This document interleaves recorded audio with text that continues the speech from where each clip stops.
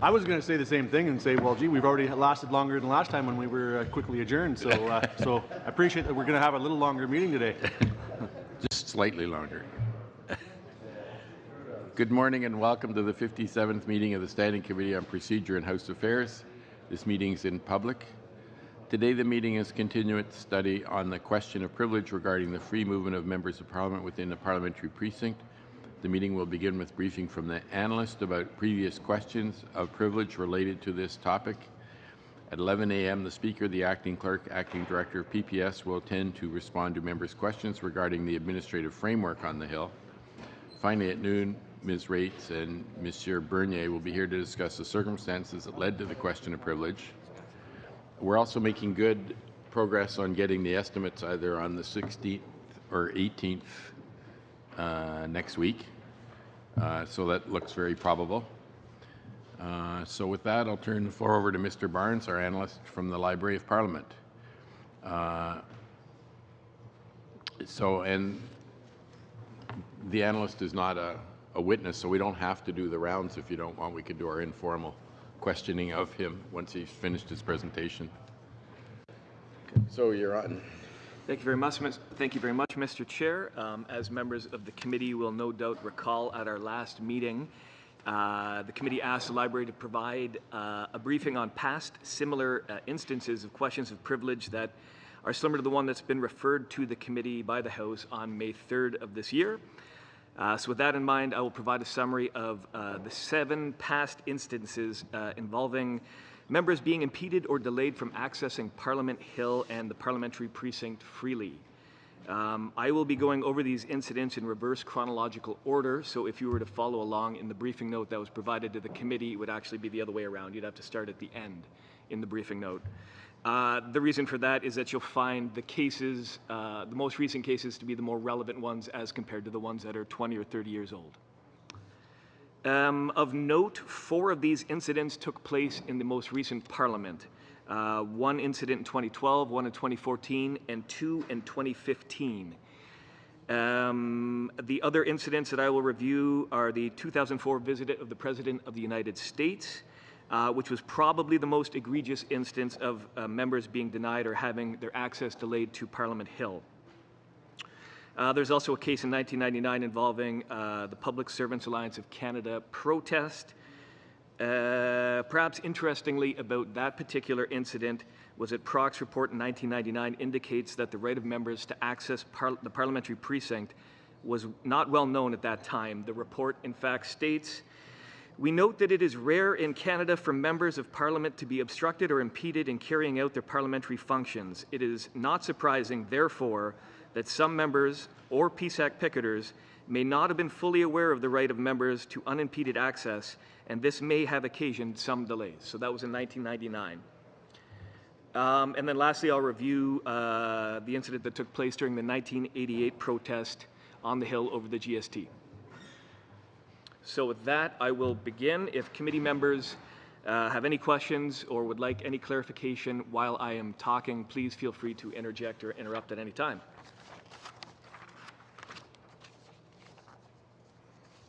So I'm hoping to provide a few more details than are in the briefing note, so it may be a little longer than the actual briefing note itself.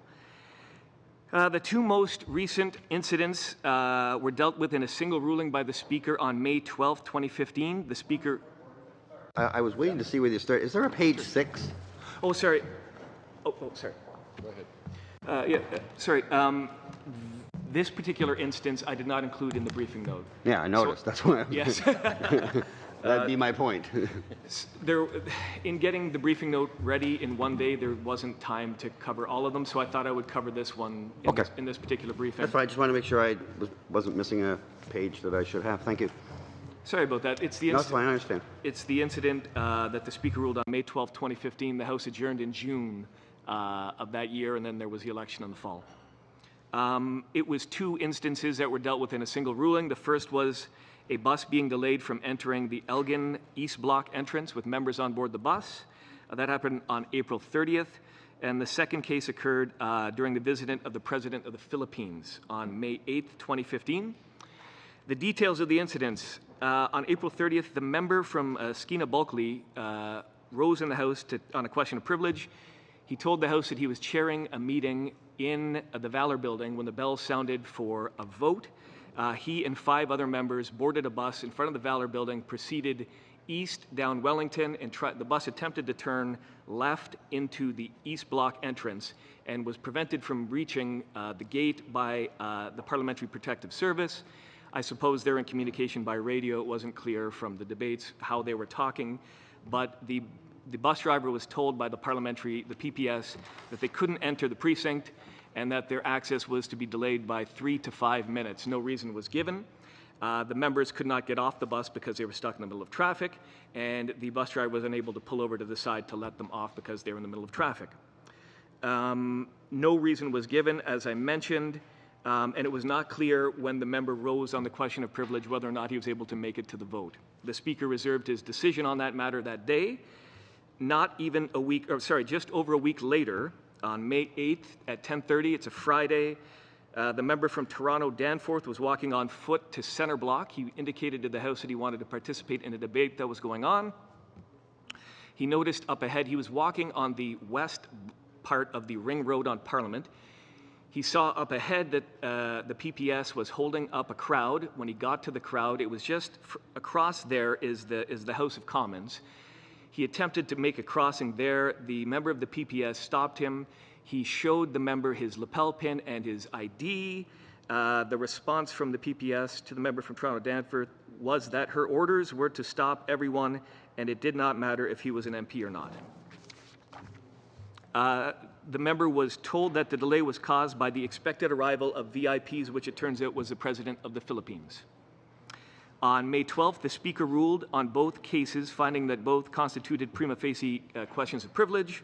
The member from Toronto Danforth was invited to move the motion to refer the matter to Procedure and House Affairs. However, the motion was defeated in the House 145 to 117. For both those? Yeah, they were handled together as a single motion. So that concludes the first incident. Sorry, when he was told that he could not enter because of the presence of the President of the Philippines, is that correct? Where was that?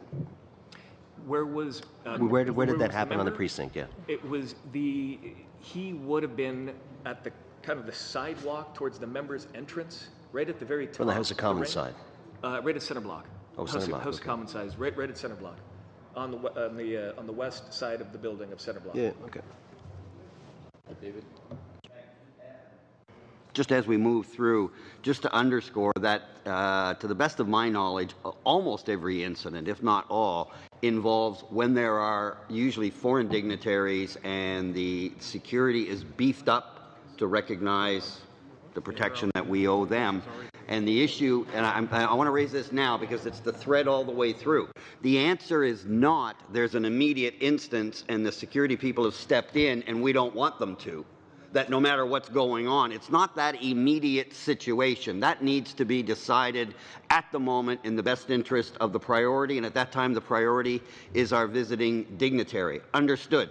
The issue here is the lack and the absolute continuing lack of planning. You know these visits are coming. We know the disruption that's going to be caused. But the security service also knows that this place still functions. We don't grind to a halt. And so they need to build into their plans that ability for every member, no matter where they might be, to get into this house. And consistently, that's where it's failed, in my opinion. And that's what I'll be honing in on. That it's not a matter of don't do the right thing to protect a secure moment. That's nuts. And that's not what we're talking about. What we're saying is you know what's going to happen on the Hill. You're planning for every minute and movement of our guests.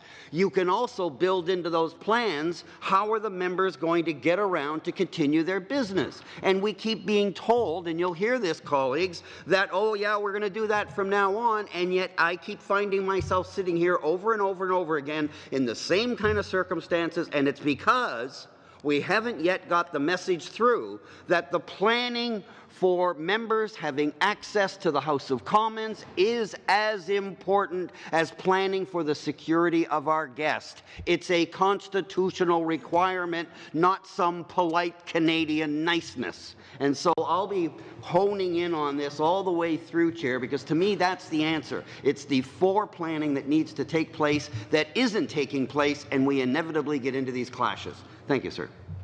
Okay, just so people know, apparently this bells are going to ring at 10:40 for a vote, a 30-minute bell. Was there? Yeah. I was actually going to raise that same point. Okay. So what's your intentions as far as how we'll handle the second 2 hours? Obviously, we've got a fairly large group, of witnesses for a 1 hour time slot in that 11 to 12 time slot. So just curious as to what you would plan to do in order to ensure that they get proper hearing, because they won't have there won't be a lot of time left in that David? 1 hour. So that's the point that I think we all want to raise. David, sorry. Oh. That David, then that David. I was just going to suggest, I have no problem. I would encourage us to, whatever time we lose to the vote, we make up for between 1 and 2. If we can displace that hour, if the witnesses are amenable to it. I don't know if that's possible. Andre, give me a... Depends if the guests are available. I don't know if... We picked 10 o'clock so that we'd still preserve the 1 to 2, and I have filled it. So it's a bit of a problem to extend it. But I do think that this is important enough that we should be looking. If we don't have enough time to complete what we're doing, look, the time limit is not what's absolute. It's our goal that's absolute. And so if it takes us a little more time and we have to have another meeting because we got interrupted by bells, so be it. But the one thing we're not going to do is not have any part of the discussion that we should have because we ran out of time to go and vote. That's not going to happen. My hope is that we get back as quickly as possible and see how much we can get done. But go ahead. I would suggest if there isn't enough time, if members at the end of that 11 to 12 slot, it's going to be, I would guess it's going to be close to 11:30 by the time we reconvene. So it's probably only going to leave half an hour. I would assume we probably won't have enough time with that many witnesses. Right. But if members at the end feel that that's the case, I think what we could do, I don't know what the schedule on Thursday is, but maybe we just have to invite the guests back for another hour on Thursday. I think that's likely what will have to occur. Yeah, and we could, the speaker in particular, if we get all his questions for him done, then we could invite the others back Thursday if they have to. Philomena, then Ruby. Okay, Mr. Chair, and I'm not sure procedurally how this takes place, whether it requires unanimous consent, but is it possible that once the bells go, the House is just down the hall, can we continue on still giving ourselves enough time that we get to the House, but not adjourning or suspending right when the bell goes? So of this hour, it's the hour following the vote, and that's when we're going to lose the time with the witnesses. So whether we sit through part of the bells or not is actually not going to fix the problem. We're not finished this. Yeah. We could sit for part of the bells. Certainly, but it's more I the understand. other part. Yeah. Zooming right away, right as soon as as soon as we're done. Ruby? I was just going to, actually Philomena took the thought out of my mind at that point, so that's what I was going to say. But in addition, I mean, is it possible, Mr. Christopherson, if you can change around that 1 to 2 time today? And if all the witnesses, I mean, that should be the first priority. I feel we have so much on our agenda that as much as we can do, and of course, if whatever time is remaining, we can move into Thursday. But Thursday, we've also got a lot to do. We have to get through this really important I wouldn't topic. be, if I'm the only one, then I would find a way to deal with it. If I'm the only one. We also have to recognize the witnesses as well. I mean, we have some of them scheduled from 11 to 12, and that's the ones we're going to shortchange. The ones that are here at noon, we won't be shortchanging. So, unless we're going to shift it all around, and I don't know how you do that at this point. I really think there's a pretty good chance. I know the government members seem to want to avoid that for some reason. I don't know why, but I really think we're going to need that other hour on Thursday now. I just don't see any other way around it. We can see what happens in that time frame, but you can't adjust all the witnesses' schedules at this point either. I mean, it's just likely the case that we're going to need to have that other hour. There's no ill intent behind this, I assure you. It's just that we've spent so much time, as we all know, on the previous issue. There's the CEO's report we have to get to eventually. We want to get through the privilege issue. That's the only intention. So even if we can expand the next Thursday meeting for 3 hours and perhaps keep doing that for a little while until we get through into a comfortable place where we know we're going to get through our agenda, I would suggest that. So it's not wanting to avoid having the witnesses or going through the material. It is just a timing thing. So let's expand the meetings to 3 hours each meeting until we get to that comfortable point, I would say. Okay, let's get going and see how much we can get done. I had a quick question on your thing. Did we ever find out why the bus, they didn't allow, seeing as it didn't get to here, we never found out why the bus wasn't let through? No, it was not indicated in the member from Skeena Bulkley Valley's intervention. So go on to the next. Oh, Ruby? A question regarding that. You had said that they were informed that they'd have to wait from 3 to 5 minutes. How long did they have to wait in actuality? Do you know? Is that something you have? The government House leader, in reading the debates, the government House leader did commission a report on it, and I believe that the delay, don't quote me, but I believe it's in the neighborhood of 74 seconds. Oh. Okay. I had heard something else. No. Once they're stopped, they don't know whether it's 1 minute or a half hour. I thought it was a lot longer. I mean, it feels like a long time when you don't know when it's going to end. Especially if you're racing to vote or speak. Yeah. Okay, You got a whip waiting for you. Next incident. September 2014, the matter was referred to PROC by the House on September 25th, 2014. 3 meetings were held by PROC to gather evidence. In terms of grouping of witnesses, just something for the committee to keep in mind for its study, there were about 4 groupings. The member from Acadie-Bathurst would be one kind of group of witness. Officials from the House of Commons, so the acting clerk, the sergeant-at-arms, the deputy sergeant-at-arms, the commissioner of the RCMP was accompanied by the assistant commissioner and the deputy commissioner, and the chief of police in Ottawa plus an inspector appeared. It did result in a report, the 34th report from the 41st Parliament second session. As for the incident itself, on September 25th, the member from Acadie-Bathurst was in his office in the Justice Building. The bells began to ring for a vote. He boarded a bus in front of the Justice Building. The bus proceeded towards Parliament Hill. It was stuck in a traffic jam of sorts in front of Confederation Building. Apparently, the RCMP were holding vehicles at the vehicular checkpoint in anticipation of the arrival of the motorcade of the President of Germany. Fearing he would miss the vote, the member and other members exited the bus and proceeded on foot to the Hill. When crossing Bank Street north of Wellington, an RCMP member intercepted the member from Acadie-Bathurst, further delaying him from accessing Parliament Hill and making him wait until the motorcade had passed. It was noted by the Sergeant-at-Arms during his appearance before the committee that the delay and the infringement of the member of Acadie-Bathurst's right to access the parliamentary precinct freely, in fact, began during the traffic jam, which caused the buses to be held back from Parliament Hill. It may also be worth mentioning that the member felt that he was treated rudely by the member of the RCMP. The member did, however, make it to the House in time for the vote. In terms of recommendations made by the committee in its report and changes made to security protocols on the Hill, during his appearance before the committee, RCMP Commissioner Paulson stated that since 2012, when a similar incident occurred, which we will get to in a moment, involving members being impeded from accessing the Hill freely, a number of changes had been implemented. These included the distribution to all RCMP members posted on the Hill of a directory of members of the House of Commons. That's the booklet that contains the names and the pictures of all the members of the House.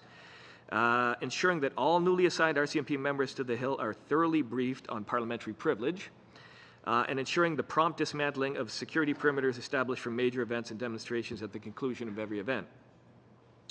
Also, Assistant RCMP Commissioner Michaud, during his appearance before the committee, stated that following the incident involving the member from Acadie-Bathurst, 2 security protocols were put in place.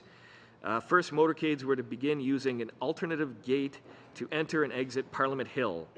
He noted that this was successfully employed during a visit by the President of the Republic of Finland. And second, involved communications between motorcades and House of Commons security officials, whereby last-minute changes to the movement of motorcades were to be communicated to House of Commons Security Services by an RCMP vehicle that will arrive ahead of the arrival of the motorcade.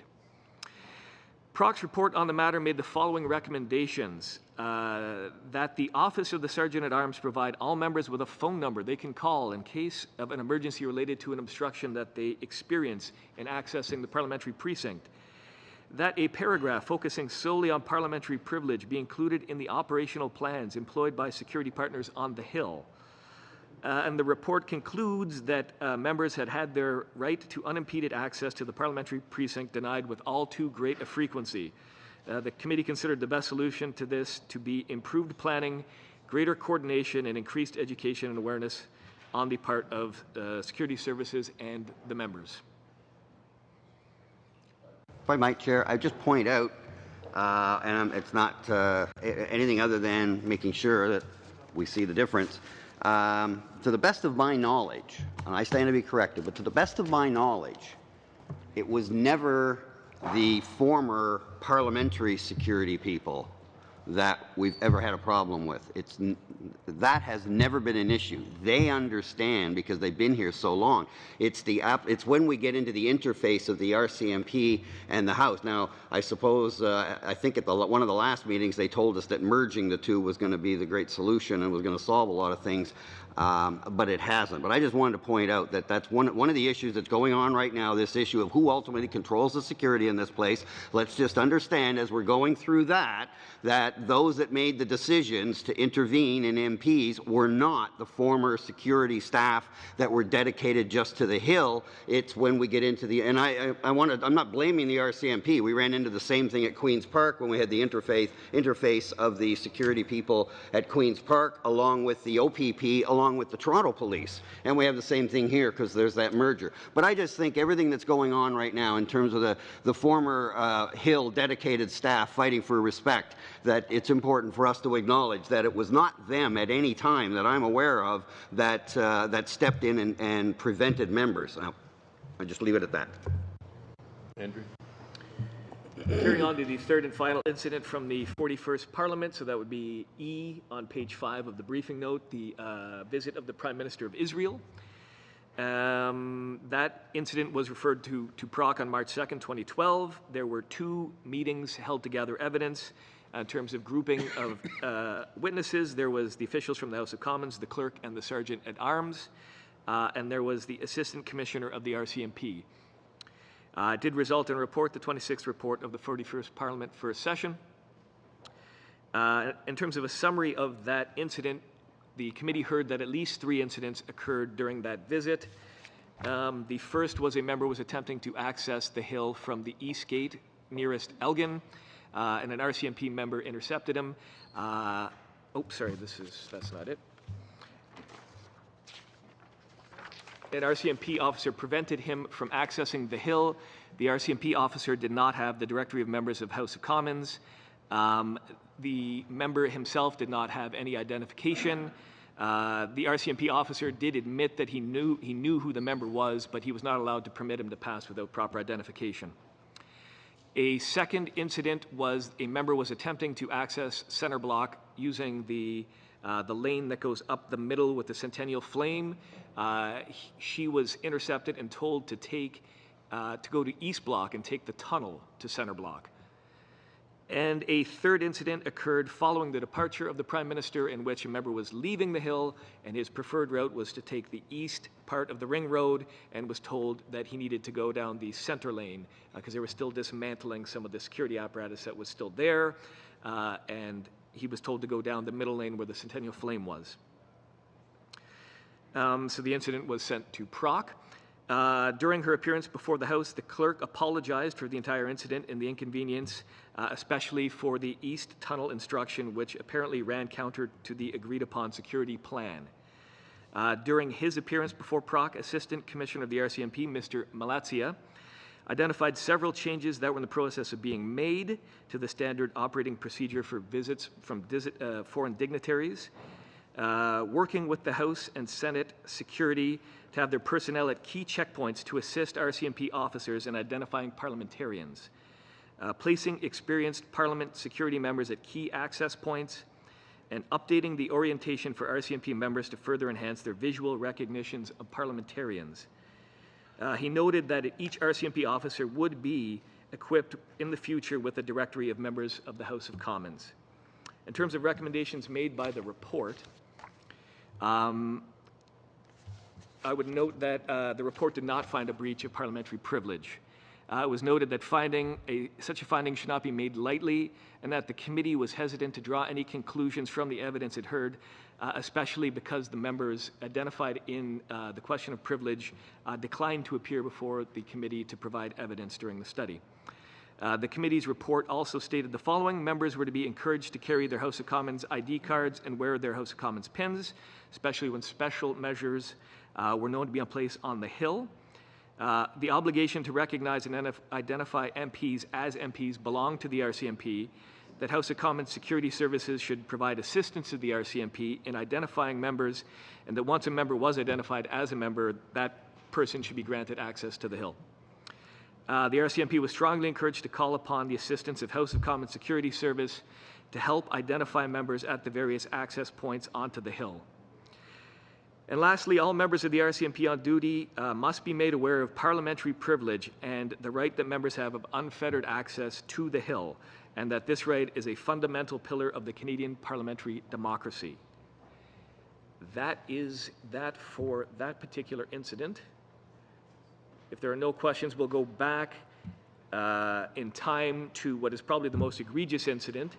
Back in 2004, was a visit of the President of the United States. The matter was referred to PROC September 25th, 2004. There were 5 groups of witnesses for the committee's information, and there were 4 meetings held to gather evidence. The Sergeant-at-Arms gave a preliminary briefing. The 2 members that rose on a question of privilege, the member from Charlevoix-Montmorency and the member from Elmwood, were also at a meeting to give testimony. The Ottawa Police were invited. 3 members from the Ottawa Police showed up, and a mix of witnesses, including the RCMP, the Sergeant-at-Arms, and the Major Events Coordinator for Parliamentary Precinct, appeared before the committee. A report resulted from that study, the 34th report of the 38th Parliament First Session. In terms of a summary of what occurred, it was the first visit by the President of the United States, then President George W. Bush, since the U.S. had invaded Iraq in 2003.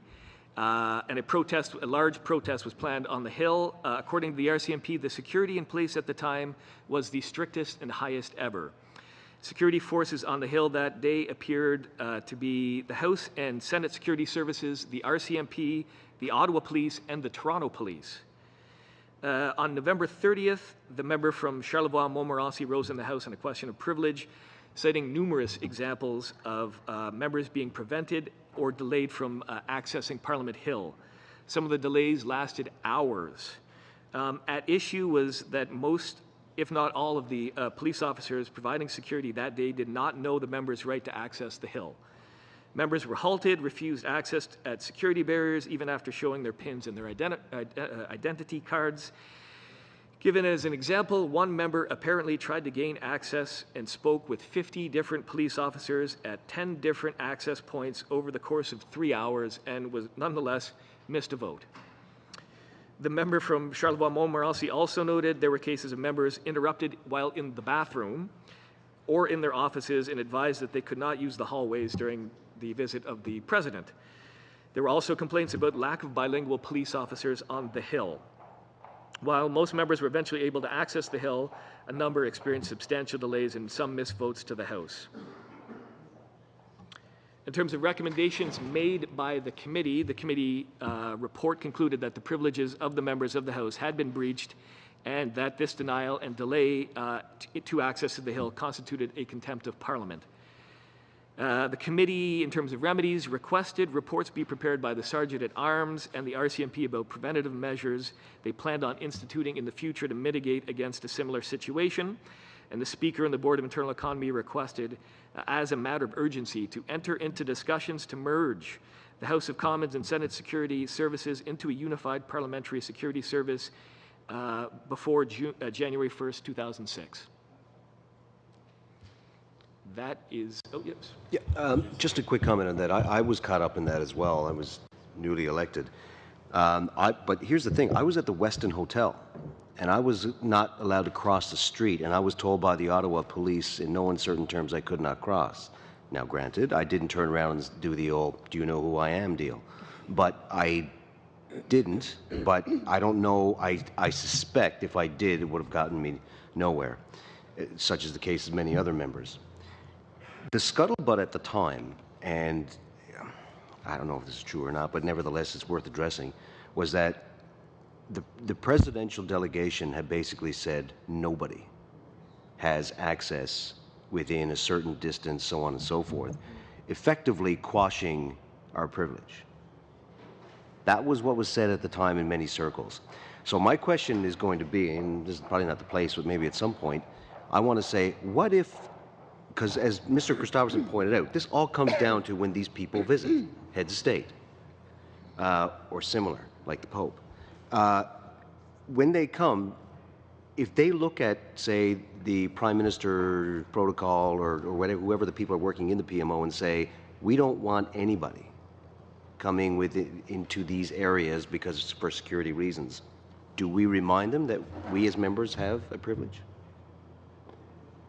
I'm not looking for an answer now, but at some point I think it should be addressed. What do we respond with? I don't know. Mr. Christopherson, then Mr. Reid. I mean, Mr. Sims is right at the heart of the issue. The only thing I wanted to underscore was it doesn't get any more egregious than missing a vote. I mean, it makes me wince to think that someone missed a vote because they couldn't get here. Which, of course, is why it's not us personally, why MPs have unfettered access, because who knows where that leads ultimately, if it's okay to stop physically members from getting in the House. The other thing I wanted to mention is, on a positive note, since we're kind of going backwards, you can see each time we visit it, it gets worse, up to the point now where we've got hours and hours, members that missed votes. It didn't get to that degree as we move closer to the modern time. But so it does show that we're making progress. But we're still not there. And I got to tell you, I'll be shocked if this is the last time we ever deal with it, before we actually finally get to the point where the planning for the security of guests has a secondary priority, and that is make sure that MPs can get to the House. We just have to keep saying that over and over and over. So we've made some gains, because given the fact we just heard that most of the RCMP back in that day, and the other police, probably and a whole lot of other people, had no idea that that right existed. Now we're at least at to the point where they know that's existed, and it's just still being curtailed in ways that are unacceptable. But just to be as positive as we can, we are making some headway. We're getting closer and closer, but closer is not good enough when it's an absolute right. And the last thing I want to say on this is, this fight, one of the things we risk when we do this is people sitting back and saying, oh, bloody MPs, they're so special and elite. And you know what? That's a risk that we've got to run, and we need to take that heat, because everybody that came before us, they were prepared to take their heat to make sure that in the future, that they didn't even know that they were protecting our rights. So when we're doing this, it's not just for us while we're here, but more importantly, it's for the institution and for members of Parliament in the future. And it's up to us on each of our watches to make sure that those rights are preserved. Otherwise, they are lost. To Reid. We don't know when the bells are going to ring, and you have to suspend when that occurs. So could we get in advance unanimous consent to continue sitting till the top of the hour? That would allow us to continue discussing. We have unanimous consent? Okay. Okay, good. So I have two things I wanted to deal with, utterly different from each other. The next thing is also a matter where I'm seeking unanimous consent. The matter of privilege that we'll be discussing today was one that was brought through an unusual means. Mr. Nader, who is sitting here with us, it's his motion, but of course it's not his privileges that were interfered with here, and there is no precedent as to whether he should be appearing as a witness or as a member of the committee or in either capacity. So I just wondered, I discussed it with John earlier, and you can correct me if I've got this wrong, but essentially that you would be your preference was to not be appearing as a witness, but rather be sitting here as an observer and participant, perhaps. But in order to make sure that this unprecedented way of handling it does not become a precedent, just that we could all get a unanimous consent again, that would be what Mr. Nader would do, would be to sit here as opposed to appearing as a witness. Would that be satisfactory to members as well? Does anyone have any problem with that? That's fine. Okay, thank you. Yeah. And that's okay with you, John? Okay. The third thing I wanted then to deal with is we've been discussing the substance of the issue here, and both Mr. Christopherson and Mr. Sims have been doing so with the question writ large. Turning to the question writ as narrowly as possible, what strikes me is that there are considerable differences between the situation in 2004 with President Bush and the situation on March the 21st or 22nd. Thinking of the more closely proximate or more homologous situations, I wonder if this might not be a question to think about. It seems to me that this committee administers the relationship between security and access of MPs to Parliament Hill, right? And it comes up, although it's an awkward way of doing it via motions of privilege, it's just that's the way these things come to us, and we have to administer it as circumstances continue to change. And one of the most obvious ways in which they change is that there's visitors coming up here who require various degrees of security. We've got to dispense with their motorcades. Roadways are blocked down. There's different weather conditions. And we're also shifting what buildings are being used for what. So a year from now, of course, a year and a bit from now, we will be meeting, the House of Commons will be meeting in the West Block. So having said all of that, what I wanted to suggest is this.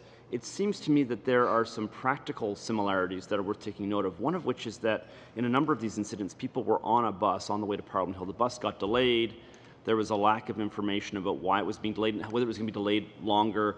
When they realized there was a problem, they then had the option of hopping off the bus, at which point they were prevented from crossing the street. So most obviously this is the case in Mr. Godin's situation. And what occurs to me is that you might be able to, at a practical level, resolve some of these problems if, when buses are delayed, people can be shepherded up the side of the street. Like you get out at the car wash, you can be shepherded up the side of the street. That doesn't involve crossing a road, potentially getting run over by somebody.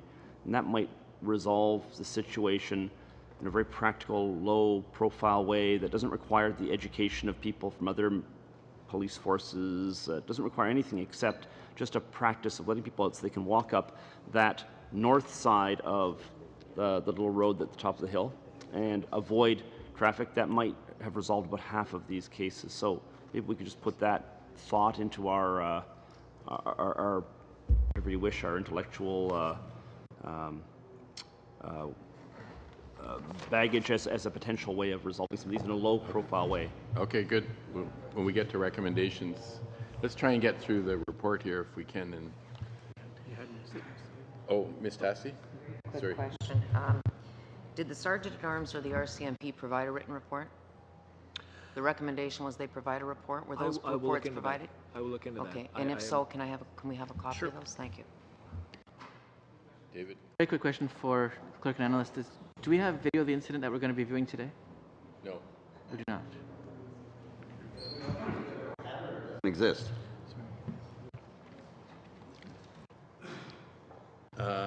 That's a good question. PPS was bringing the video today of the incident. There are. Sorry. My understanding is they're not bringing it, but I don't know if there is one or not. Sorry. We could ask them when they get here. Yeah. Well, if you could ask them ahead of time too, it might. Yeah. You can see them. Okay.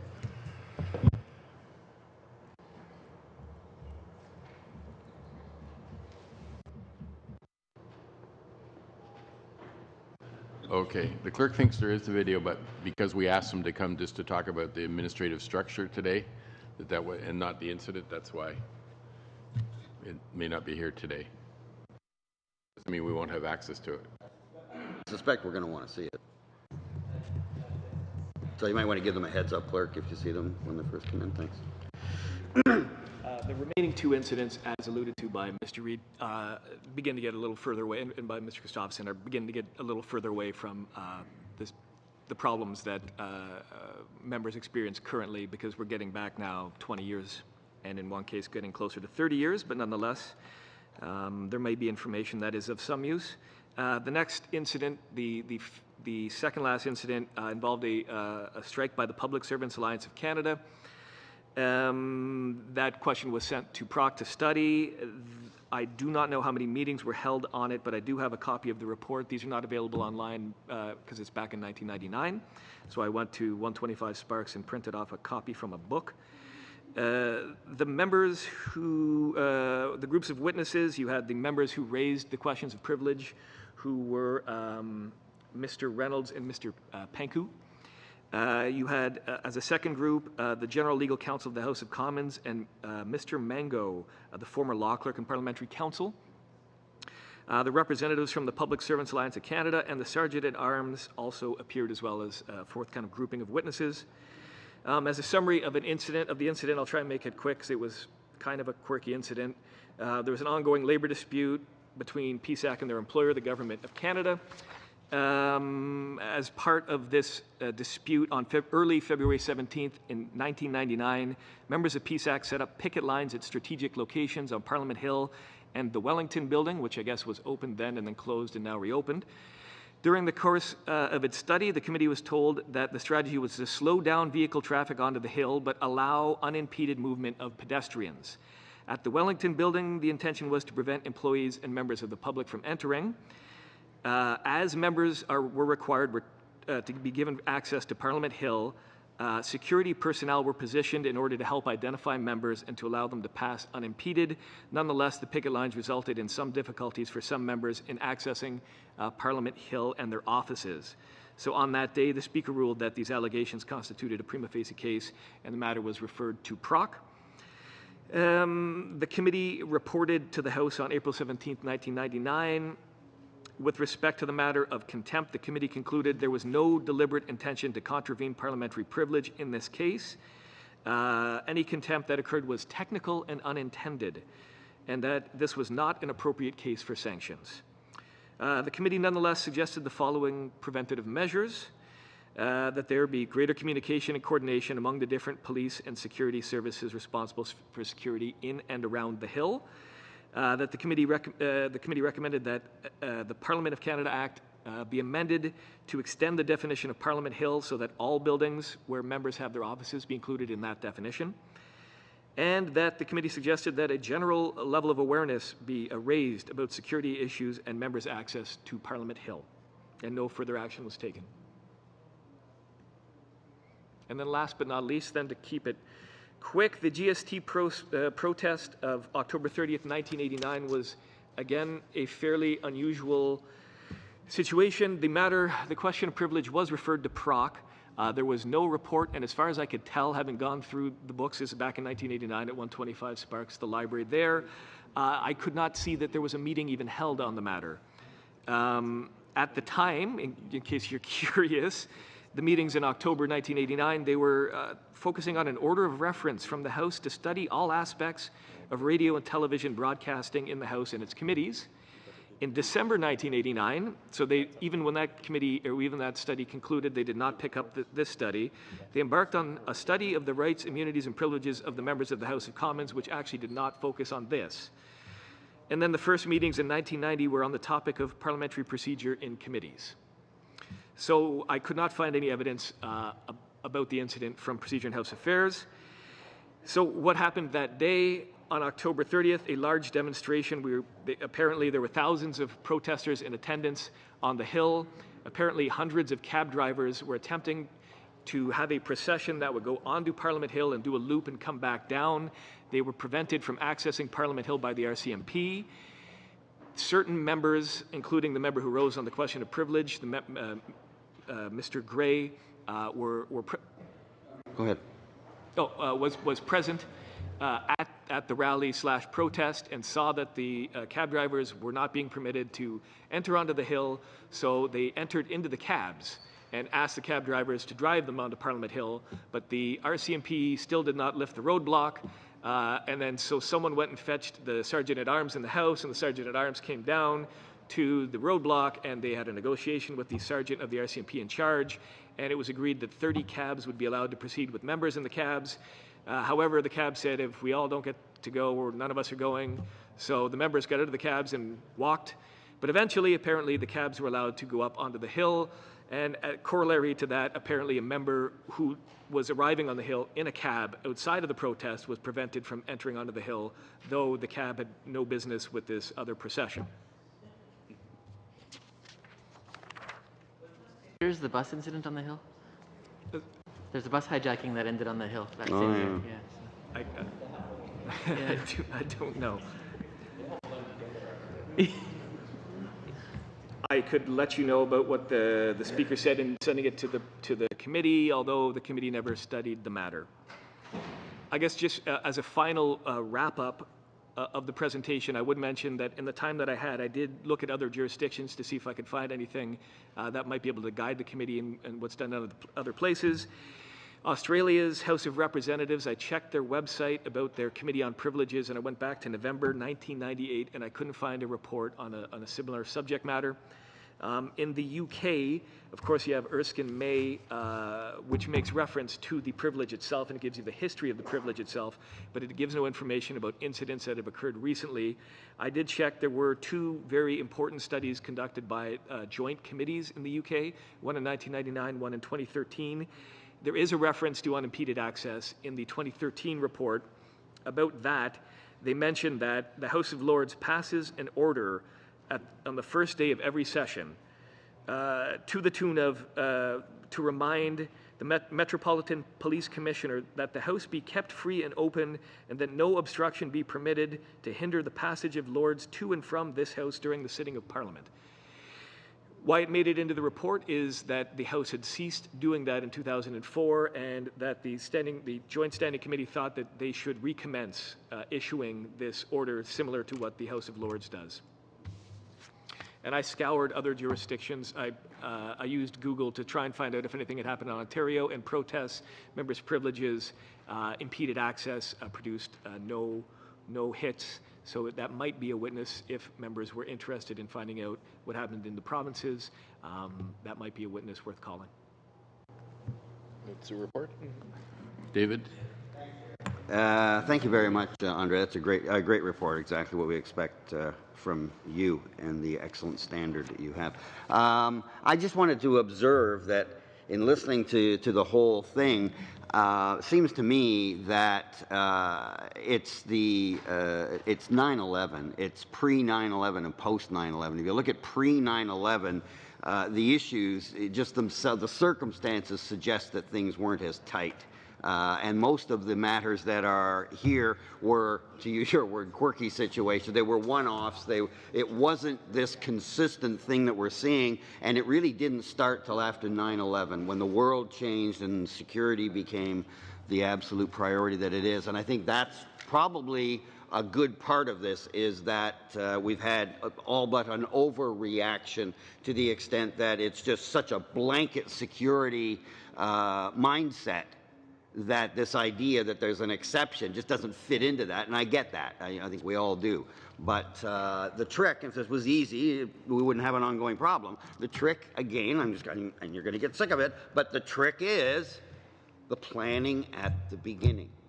That's what this is all about, making sure that the planners understand where members are likely to be at the time that our guest is here, and ensure that part of the planning guarantees them safe, timely access at all times to the Hill. And that's where it keeps falling down, is that we just don't get that emphasis. We're getting better, but we're not there. But I really think a lot of this has to do with, when I look at the history, because we deal in big time spans here, relative to North American times, it was after 9/11 when we're getting all of this ratcheting down so tight that we can't even get around. So that was just an observation more than anything, Chair. Thanks. Mr. Reid? Our analysts didn't find relevant examples from the jurisdictions you looked at, which doesn't surprise me. In the case of, for example, the Ontario legislature, you would not normally be dealing with people who have the same security issues that we have here federally. I mean, they do have a security presence, but they're able to keep it at a lower level, I think, based on the realistic assessment that they are less of a target for terrorist attack than we are. And then with regard to the Australian Parliament, I've never visited it, but it is a single enormous building with everybody connected through underground passages, and hence they simply would not have the kinds of issues that arise here. So I think we are at a uniquely problematic situation that just has to do with the fact we've got a series of 19th century buildings mostly connected by above ground communication. People have to cross public thoroughfares. This will never be resolved until we have something that I'm not actually recommending, which is an elaborate network of underground tunnels at great expense. But that, I think, is just the nature of it. We're going to have more problems than others, and they'll be largely unique to ongoing infrastructure changes. Mr. Graham. On the same point, Scott, I believe that most of the buildings are connected by tunnels. We just don't have access to them. That might be an interesting thing. Yeah. Well, just when I was a staffer between Confed and Justice, they built a new tunnel between those two buildings, which is a walkable tunnel, but it's not open to even members to go through. So it's That's interesting. It doesn't resolve the problem of getting from Justice and Confed to... No, but I believe those tunnels exist between all buildings. So and the reason the East Block tunnel was open, from what I understand, is that a member going through it hurt themselves when it was a heating tunnel, so they decided to make it a real tunnel. So perhaps part of the longer-term process would be to actually open these tunnels up to be legit. That's not a bad idea, although if we do decide, because that's actually a reasonable recommendation, but if we do decide to recommend something in that direction, I think we might want to exercise some caution on costs. I'm told that East Block Tunnel, which, as you know, is paneled in wood, has a few other features that perhaps aren't really necessary. I'm told it was inordinately expensive. Also, I'm always concerned when I'm in the East Block Tunnel that my cell phones work there, so I don't know how thick that ceiling is under the road. Oh, you're saying so the problem there is that it's not secure enough? Well, no, I'm just very curious how thick that ceiling is because my phones work perfectly well on that tunnel. Build all these really cheap, boring thing. We'll be able to do all that tunnel stuff at We'll great have savings. pneumatic tubes between all the buildings. There we go. That's an Well, excellent and you know idea. what? You go down to the States. Not that and I agree with you. The cost. We're not suggesting this. But anybody who's ever been to, they got a whole train system underground, literally with the. I think we're going off the rails.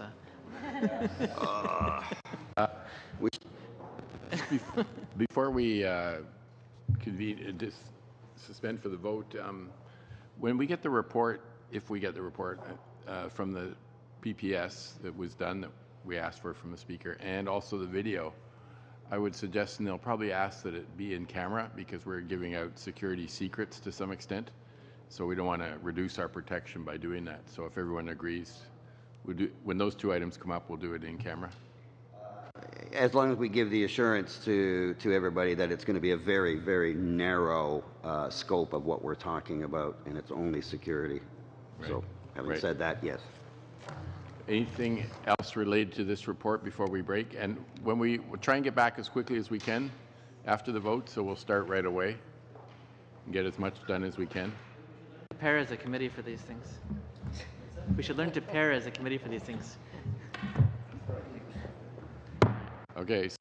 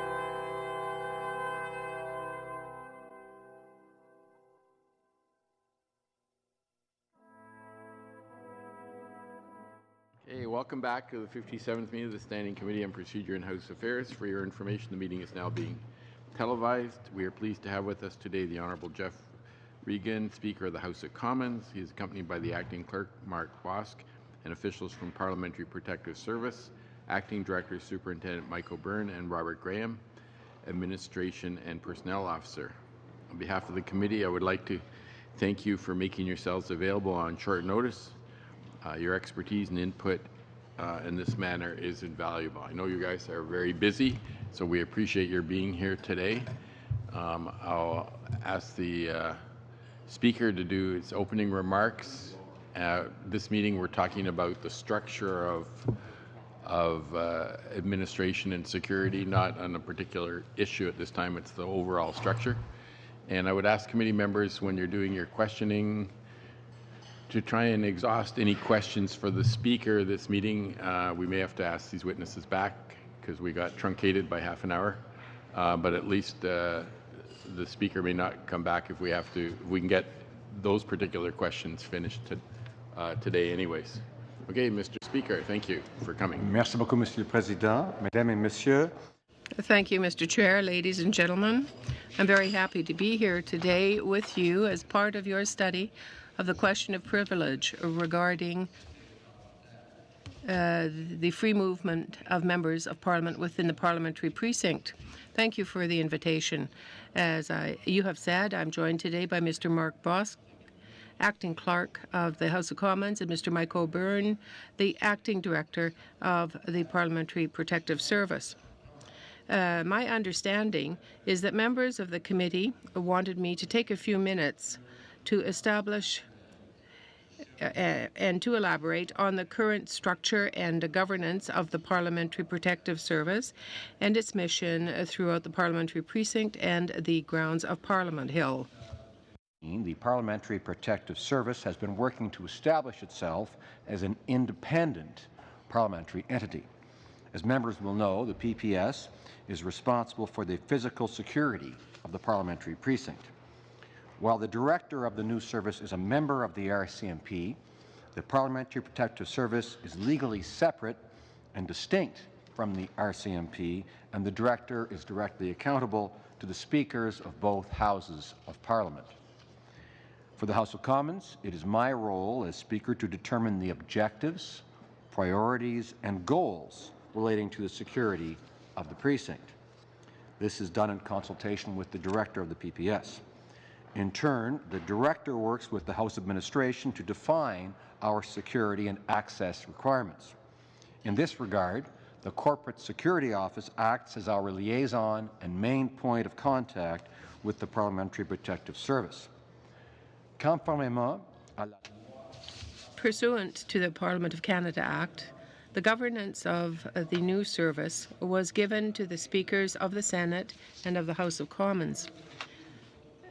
Through the Memorandum of Understanding, which was signed in 2015, and I quote, it was determined that the authority of the parliamentary precinct is vested in the Speaker of the Senate and the Speaker of the House of Commons as the custodians of the privileges and rights of the members of their respective chambers. End of quote. The director of PPS is consulted by both speakers when setting objectives and priorities for the two chambers. And the director is also responsible for planning, management, and controlling operational parliamentary security. The Parliamentary Protective Service must provide for the security of all members while respecting the privileges, rights, immunities, and powers of the House of Commons and Senate. As indicated in the Memorandum of Understanding, the Parliamentary Protective Service shall, quote, be sensitive and responsive to and act in accordance with the privileges, rights, immunities, and powers of the Senate and House of Commons and their members, unquote. Those privileges, rights, immunities, and powers include the right of members of the House of Commons to unimpeded access to Parliament Hill and the parliamentary precinct at all times and for all purposes. In addition, members of the PPS must not deny or delay access to a member and are expected to identify members by visual recognition. In doing so, they may rely on the directory of members of the House of Commons or on their own personal knowledge. Failing this, they are to look for the member's PIN, and if not in view, ask to see their House of Commons identification card or any other piece of identification. I think we can assume that means normally government identification, of course, government-issued ID. Je sais que le service de protection parlementaire. Well, I know the Parliamentary Protective Service is working hard to ensure protection of all members of Parliament. There is still room for improvement on how best this can be achieved. I look forward to an upcoming report from the committee so that security services can be improved and long-term solutions can be implemented. Both I and the Speaker of the Senate will continue to work closely with PPS on any recommendations coming from the committee or from the House. That Superintendent Michael Byrne, Acting Director of the Parliamentary Protective Service, will be more than pleased to make himself available to the committee throughout your study in order to help you with your deliberations and answer any questions you may have. Mr. Chair, I thank you for the opportunity to appear before you, and if you agree, I'll give the floor to the Acting Director of the Parliamentary Protective Service for a few comments, and then I'd be happy to answer questions from members of the committee. Unless you want to deal with my questions today and wait to deal with him, whichever you like. How long are your remarks, Mr. Byrne? Mr. Chair, probably about 6 minutes or so. That's the committee's will. It's probably helpful to hear, hear his comments first. Yeah. Okay, Mr. Byrne, you're on. Yeah. Good morning. Bonjour. J'aimerais commencer par remercier le comité. I'd like to begin by thanking the committee for offering me the opportunity to appear before you today to discuss the question of a parliamentary privilege that occurred following an incident on March 22nd. Remains committed to ensuring that the rights, privileges, and immunities afforded to parliamentarians remain protected. In the execution of our physical security mandate. I apologize for interrupting. Is there a copy of the remarks? Did you distribute I got the speakers. I have the speakers' remarks. I don't have anything from Mr. O'Byrne. No, we don't have a copy. We don't have it. All right. Thank you. Carry on. Thank you. In the execution of our physical security mandate throughout the precinct and the grounds of Parliament Hill, we strive to uphold the doctrine of privilege so as to ensure that the integrity of both houses are protected from outside influences attempting to alter the proceedings of Parliament. Cela étant posé, je souhaiterais maintenant vous présenter. I would like to give you a summary of the events that occurred and which led to the March 22nd incident, and thus giving rise to a question of privilege. As you all know, our operational environment is very complex, and it is amplified by any possible domestic or international threat. Accept all responsibility. On March 22nd, the PPS was in the process of making necessary adjustments to and operationalizing a security posture to support the tabling of the budget 2018 at 1600 hours. With the primacy of security operations in mind, the PPS was striving to balance the openness and accessibility of the grounds, which included the unobstructed access of parliamentarians, while ensuring the freedoms associated with the press were maintained, and the critical need to ensure that the posture reflected the needs of the global threat environment. Je souhaiterais maintenant revenir sur les circonstances entourant le rappel au règlement. Give you an idea of the circumstances that surrounded the incident that was reported to the House by members Raitt and Bernier. It was further to the temporary closing of VSF on that date. And thus, the members were not able to participate in a vote that was being held in the House of Commons. And resulting delays stemmed from the movement of the Prime Minister's motorcade. However, it was later concluded, based on documented timings of the Prime Minister's motorcade movements on that day, that the delay was in fact caused by the arrival of the media bus and the security motorcade that was escorting the bus. Under the Parliamentary Protective Service escort on the grounds and to continue to maintain the continuity from the budget lockdown and destined for the budget announcement. As the media bus was transiting through the bollards at the South Street entrance, traffic at the VSF was erroneously paused for approximately 8 minutes. According to the Communications Centre camera footage, this closure impacted the movements of 3 parliamentary buses arriving between 15:48 and 15:54 and departing the VSF between 15:56 and 15:57. And we can confirm that the 3 buses were impacted by the closure of the vehicle screening facility.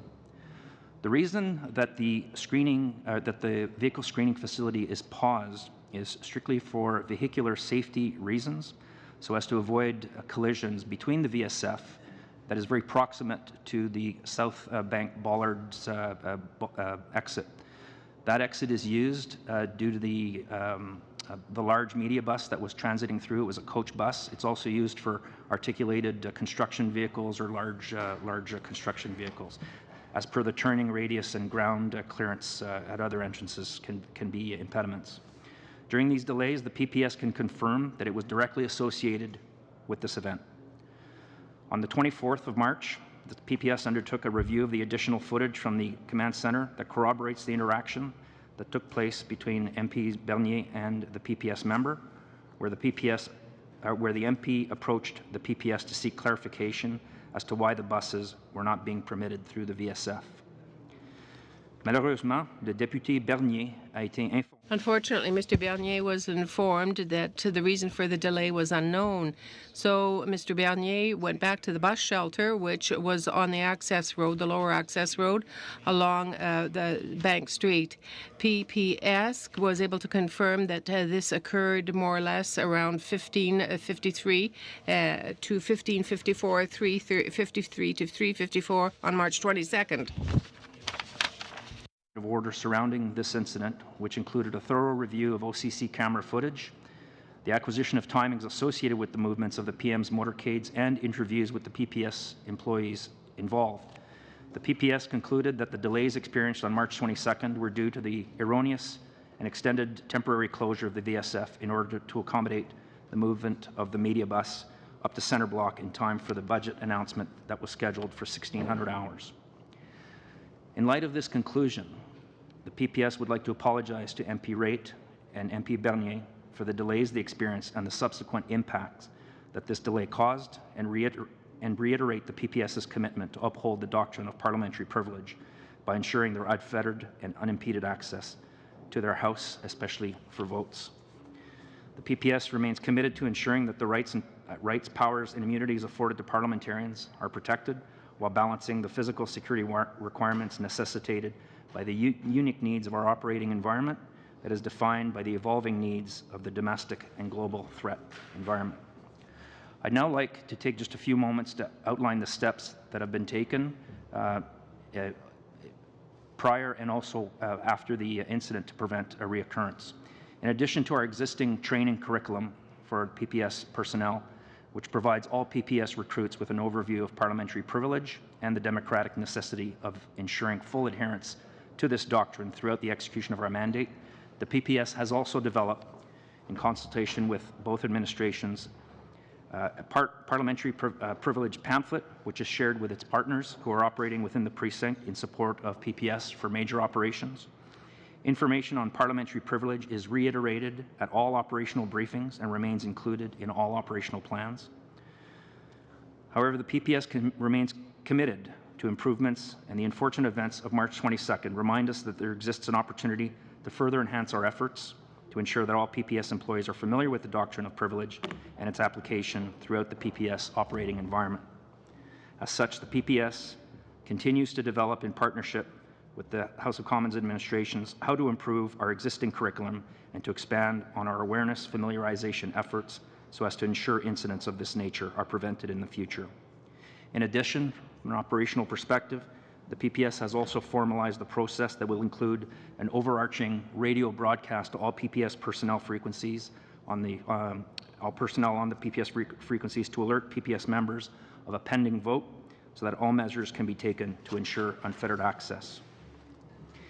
In closing, and as Acting Director of the Parliamentary Protective Service, I'd like to once again extend my apologies to MP Raitt and MP Bernier, and in fact to the broader institution of Parliament for the unnecessary delays they experienced.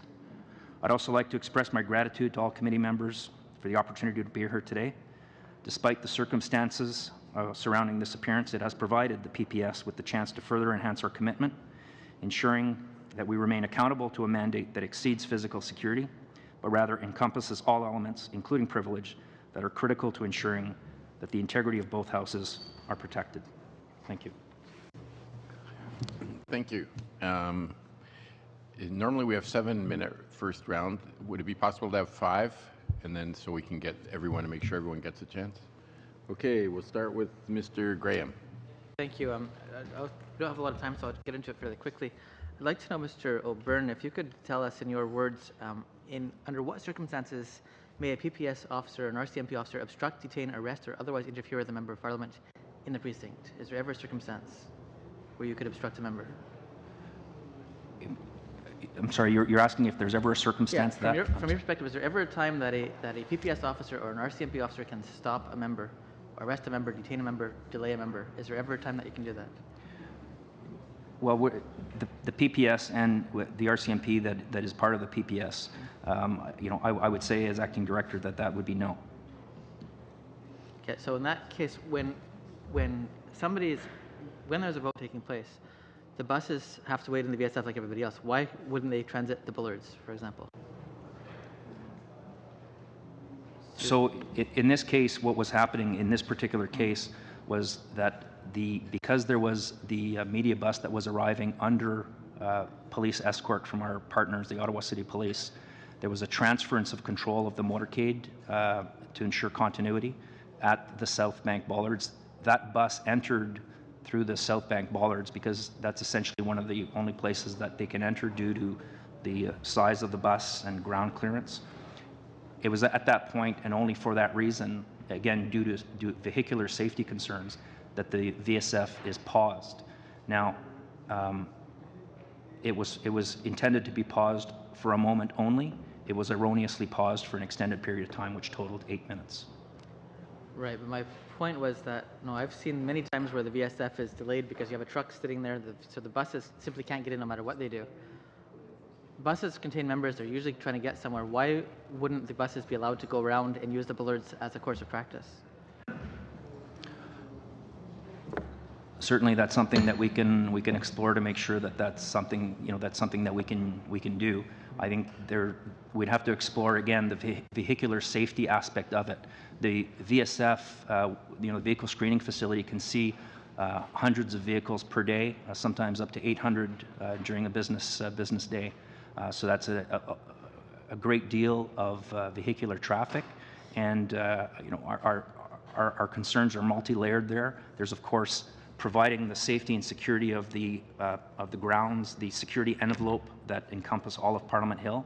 However, there's also, as I mentioned, the vehicular traffic safety because the exit is so close and very proximate to the entrance, and that is a concern for us. But that's certainly something that we can explore moving forward. And could you have it explored that members could be allowed to get off of buses when they're stopped in the VSF for one reason or another? Because I know that the bus drivers generally not let you get off except at a designated spot, which can lead to obvious obstructions. I think it would be put the idea too that we be able to, especially during a vote, get off anywhere.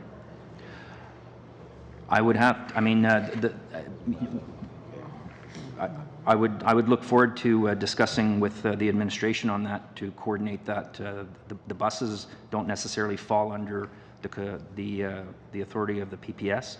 However, as our concern is always your and everyone else's safety on Parliament Hill, we'd certainly be interested in looking for opportunities there and ensuring that can be done in a safe and secure manner. Okay. Now, in your comments, you mentioned that there's going to be a system in place to warn all PPS officers when there's a vote taking place. Up until now, what has been the practice? When a vote takes place, how is the VSF members informed?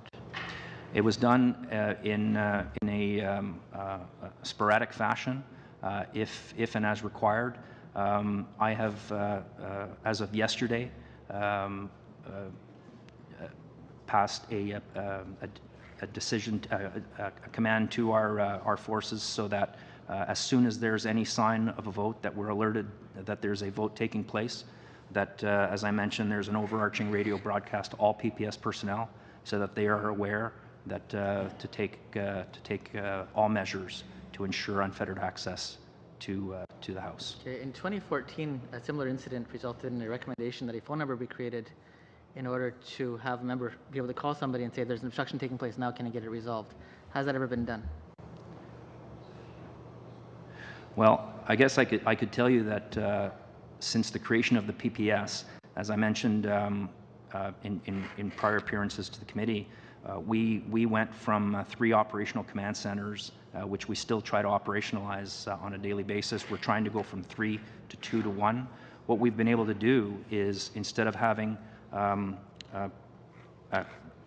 parliamentarians, visitors, guests call 3 different call centers for potentially the same event, we've had all calls for service go to one operational command center. So in an instance, if there's ever any kind of issue, you are able to call that central number, and then we can turn ourselves to that with the urgency that it requires. Right, that's time, Mr. Graham. Mr. Reid. Thank you, Mr. Chair. Superintendent, so just to be clear, the bus was coming onto the Parliament Hill, the media bus, and you mentioned there was an 8-minute delay in total. I have to assume that most of the minutes of the delay were after the bus had passed through. Would that be correct? How many minutes after the bus passed through would this have? Approximately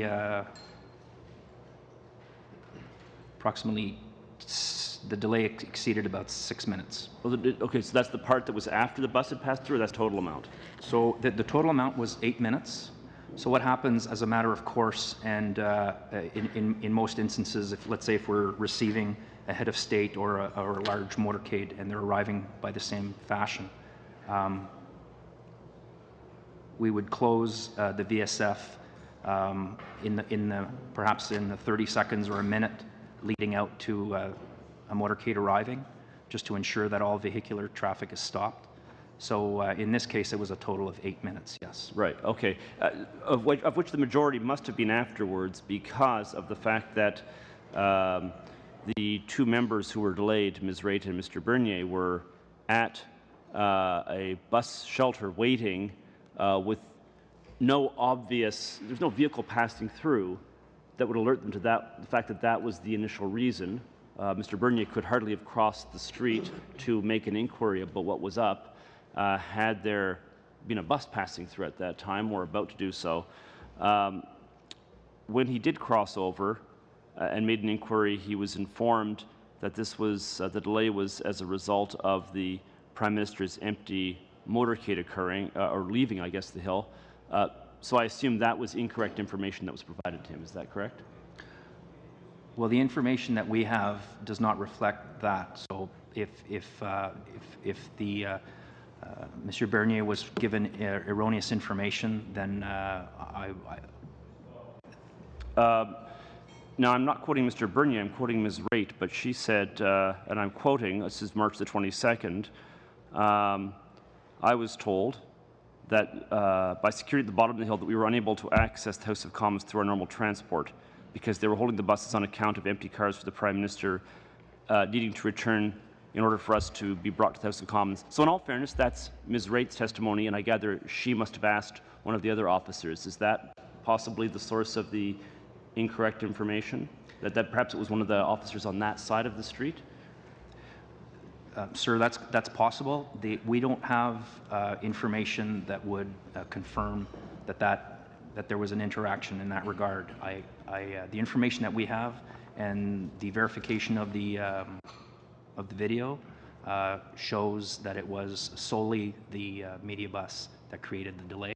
Right, understood. Let me ask this question. So, had the motorcade been leaving at this time, would this then have caused a similar delay? Is that how that process works? And you'll understand why I'm asking this. I think we're dealing with one problem. There may be a second problem out there that could potentially arise in the future. So if the motorcade is leaving, does it take some kind of priority? This is an empty motorcade, of course.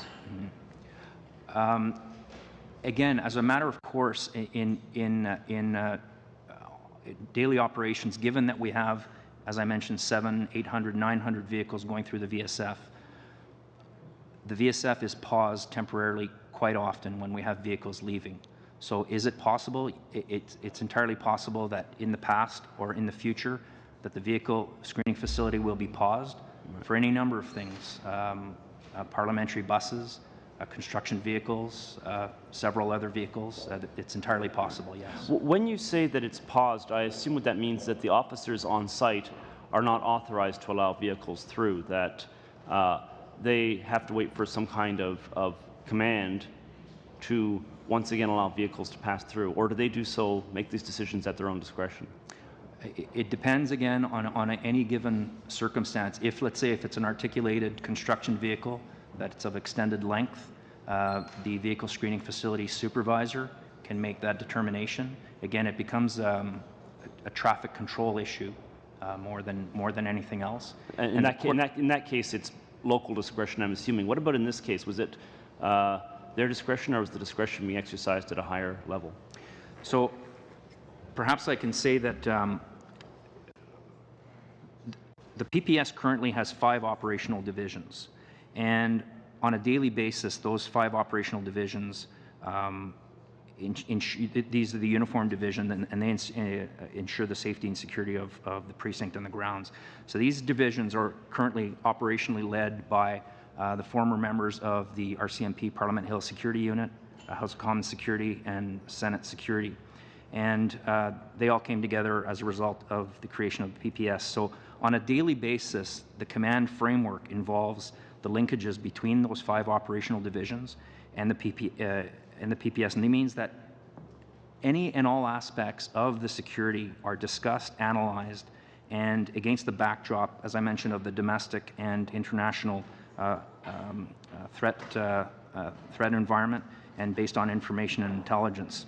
So in regards to the budget day of March 22nd, so the affected division commanders, the divisions that were affected by the budget event, formed a unified command to ensure that all aspects of the budget security operation unfolded as expected. So this unified command oversaw the decision-making process of halting the VSF, timings with the Ottawa Police, timings with the Parliament PPS motorcade escort that took the bus onto the hill. And then they were also responsible for all the moving parts of all the other rest of the parliamentary operations. As I mentioned, sir, the delay and the extent of the delay was an error, and it's one that I accept responsibility for. Thank you. Thank you. Mr. Christopherson, and please dispense with any questions you have for the speaker first. That would be my intention, yeah. Great. Thank you very much. Thanks for being here. It's unfortunate that we're back again. I want to say right at the top, though, that I do appreciate your comments, Director O'Byrne. Not so much that you know we need the fealty of you apologizing to us in our face, but it goes a long way to establishing, going forward into history, the priority of this. Like it just your comments are just one more piece of that, and it's appreciated. And the fact that there's no dodging or trying to avoid this, you've straight up said that there was no excuse for this delay. You've apologized, took responsibility. That's appreciated, and I just want you to know that. Before I really only have a couple of questions for the Speaker, but before I get there, just one other clarification.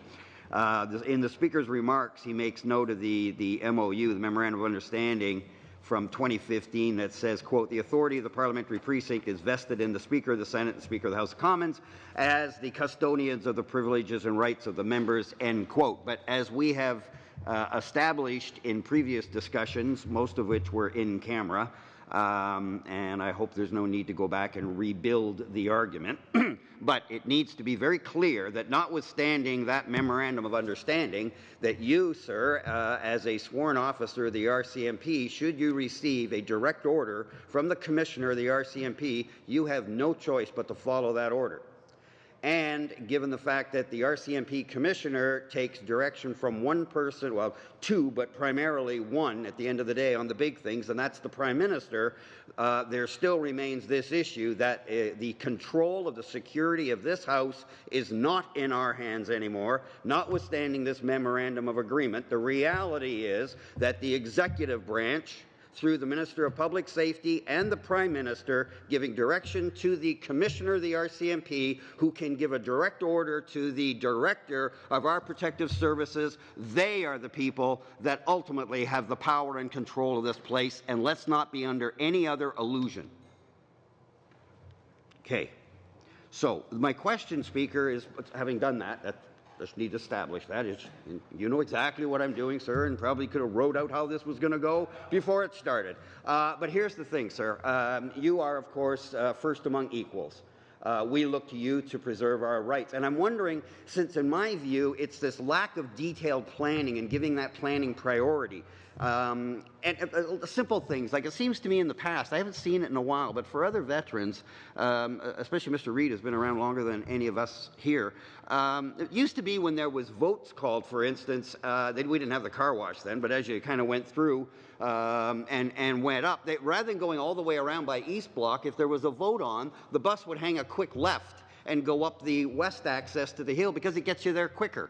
Now, this doesn't seem to happen anymore, but that's the kind of thing that once we know there's issues going on. So I'm wondering, Speaker, and I put this to you, should we ask that there be a separate plan in the planning of a guest or of anything, and that we have something I've just labeled as an MAP, a map, members access plan, that would specify where members are going to come from and how they're going to get in. For instance, I mean, I don't know.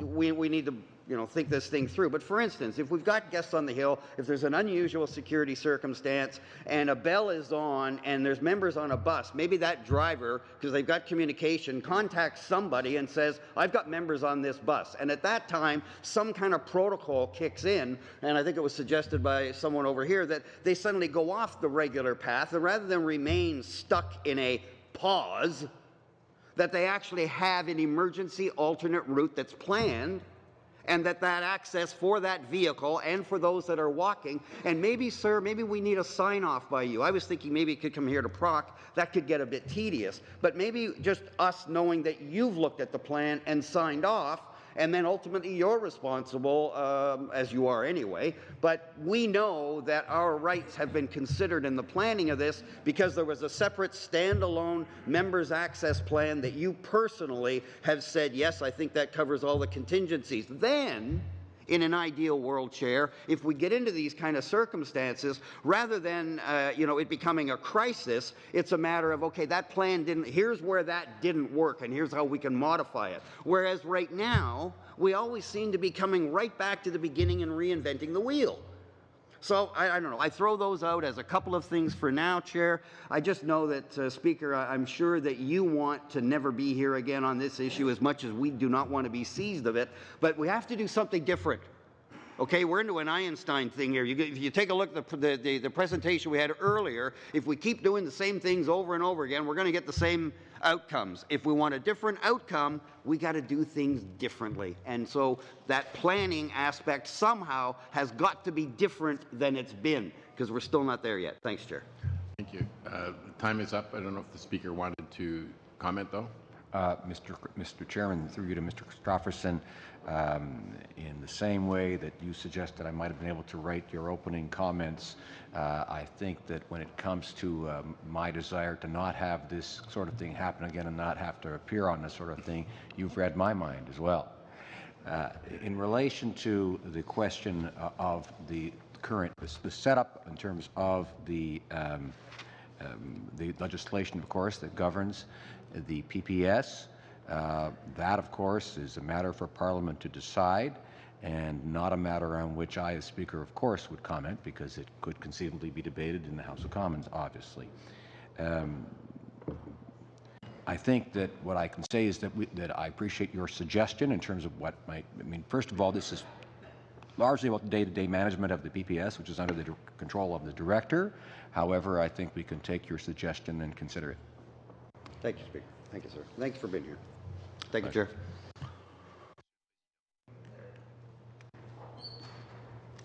Okay, thank you. Sorry, our next questioner only has one question. If we could do that and then go on to the witnesses, if it's okay with people. Okay, Philomena. Thank you, Mr. Chair. Just stepping back from this particular case, because this is something that we want to go beyond the facts of this case. What I found when I was looking at the reports of the past and the cases that happened is, to me, there's some ambiguity on the onus as to where the onus lies with respect to identity. So that's really the only question I have. So in the 26th report, there's mixed messages there. One says, you know, that the security official should be able to identify the member, that they should have a book. Then at the same time, it says the member, you know, should have an ID or a PIN. So my question is, where does the onus lie with respect to identity? So if you have a member, and in that particular case, in fact, there was knowledge that the member was a member, but there was refusal of letting that person go because they actually did not have identity on their person. So my question is this, from the security perspective, where does the onus lie with respect to identifying a member? Is it with the security official? So if, in fact, the member has no identity, they don't have a PIN, they don't have their card, but they are, in fact, a member, and the security official blocks them, who's at fault there? Is it the security official that doesn't have the book and have the pictures memorized, or names and you know, identity? Or is it the member of Parliament who does not have ID? Thank you. Well, I think I should take this for a moment, and the thing is that normally, as I understand it, members of the PPS have with them, if they're at a point where members are going to be passing, they have the directory of members with their photograph, right? Now, but you'll recall that I said in my opening comments that it's up to members of the PPS to recognize members, to be familiar with them, and if they don't recognize a member, to look for the PIN. And if they don't see the PIN, then, because we don't always wear them, obviously, as you know, then to ask for ID. And I think, frankly, that at the same time, that we as members, you know, ought to ensure that we have either our PIN on or a card with us. However, it is the responsibility of the PPS to recognize us, and I'd expect that they would have that book, the directory with them, but I'll let the superintendent better inform us on that. Thank you. So I'm not familiar with the exact circumstances that you outlined of a few years ago, but what I can state is, you know, to reiterate Mr. Speaker's points of all efforts at any time are made to identify visually the members of Parliament. If again, it's kind of a sequential thing. If they don't readily visually recognize, there's trying to look for a PIN, they look for the ID card, and if not, then you know, a respectful interaction to determine who they might be in the unfortunate circumstance that they wouldn't visually recognize them, and the members are to have on their person a booklet that identifies the members of Parliament by picture and by name. So that's a matter of course, and if that isn't happening, I would turn myself to that and be very interested in resolving that issue. Okay, with the members, Blake has a very short question. Yeah. Thanks, Mr. Chair. I appreciate the indulgence there. Just, Speaker, you know, I have a number of questions for the other witnesses, but I'll save it for when they return. Mr. Speaker, in your ruling, you referred to a couple of reports that you had received One was from the Deputy Sergeant at Arms, and the other one is from Mr. O'Byrne, I think, the Acting Director of the Parliamentary Protective Service. I wondered if you could just let us know, did you commission those reports, or were they provided to you unsolicited? And also, could you provide copies of those reports to the committee for our work here?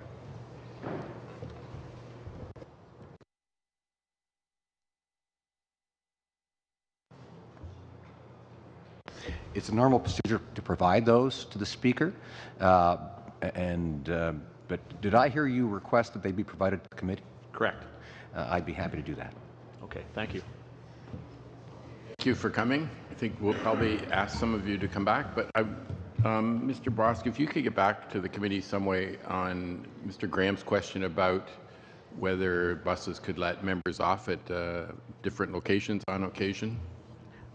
We're happy to work with the PPS on that point, but I should point out that we want to keep members safe, and it's not always safe to let members off just any old at any old location.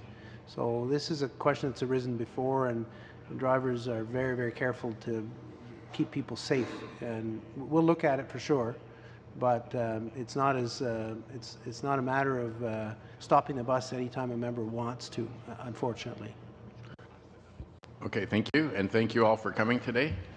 And I know you're busy, and if we could quickly have our next witnesses, Ms. Raitt and Mr. Bernier, come so that we don't lose any time, that would be great. Thank you all. Can you suspend? Do we have to for that?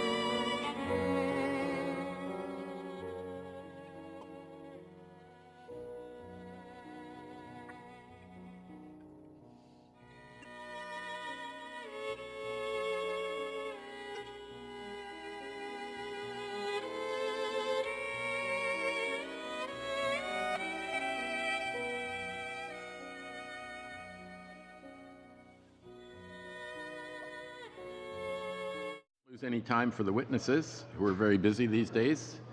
We're continuing meeting 57 of the Standing Committee of Procedure and House Affairs. This meeting's being televised. As we continue our study of question of privilege, we're pleased to be joined by Lisa Raitt, MP for Milton, and Maxime Bernier, Député de la Beauce. I'd like to thank you both for making yourselves available to the committee on short notice. I will now thank you very much for coming. I'll now turn the floor over to Ms. Raitt, who moved the initial motion to refer the matter to PROC. Thank you very much, Mr. Chair, and I appreciate the invitation to appear today. I will be brief because the facts are brief.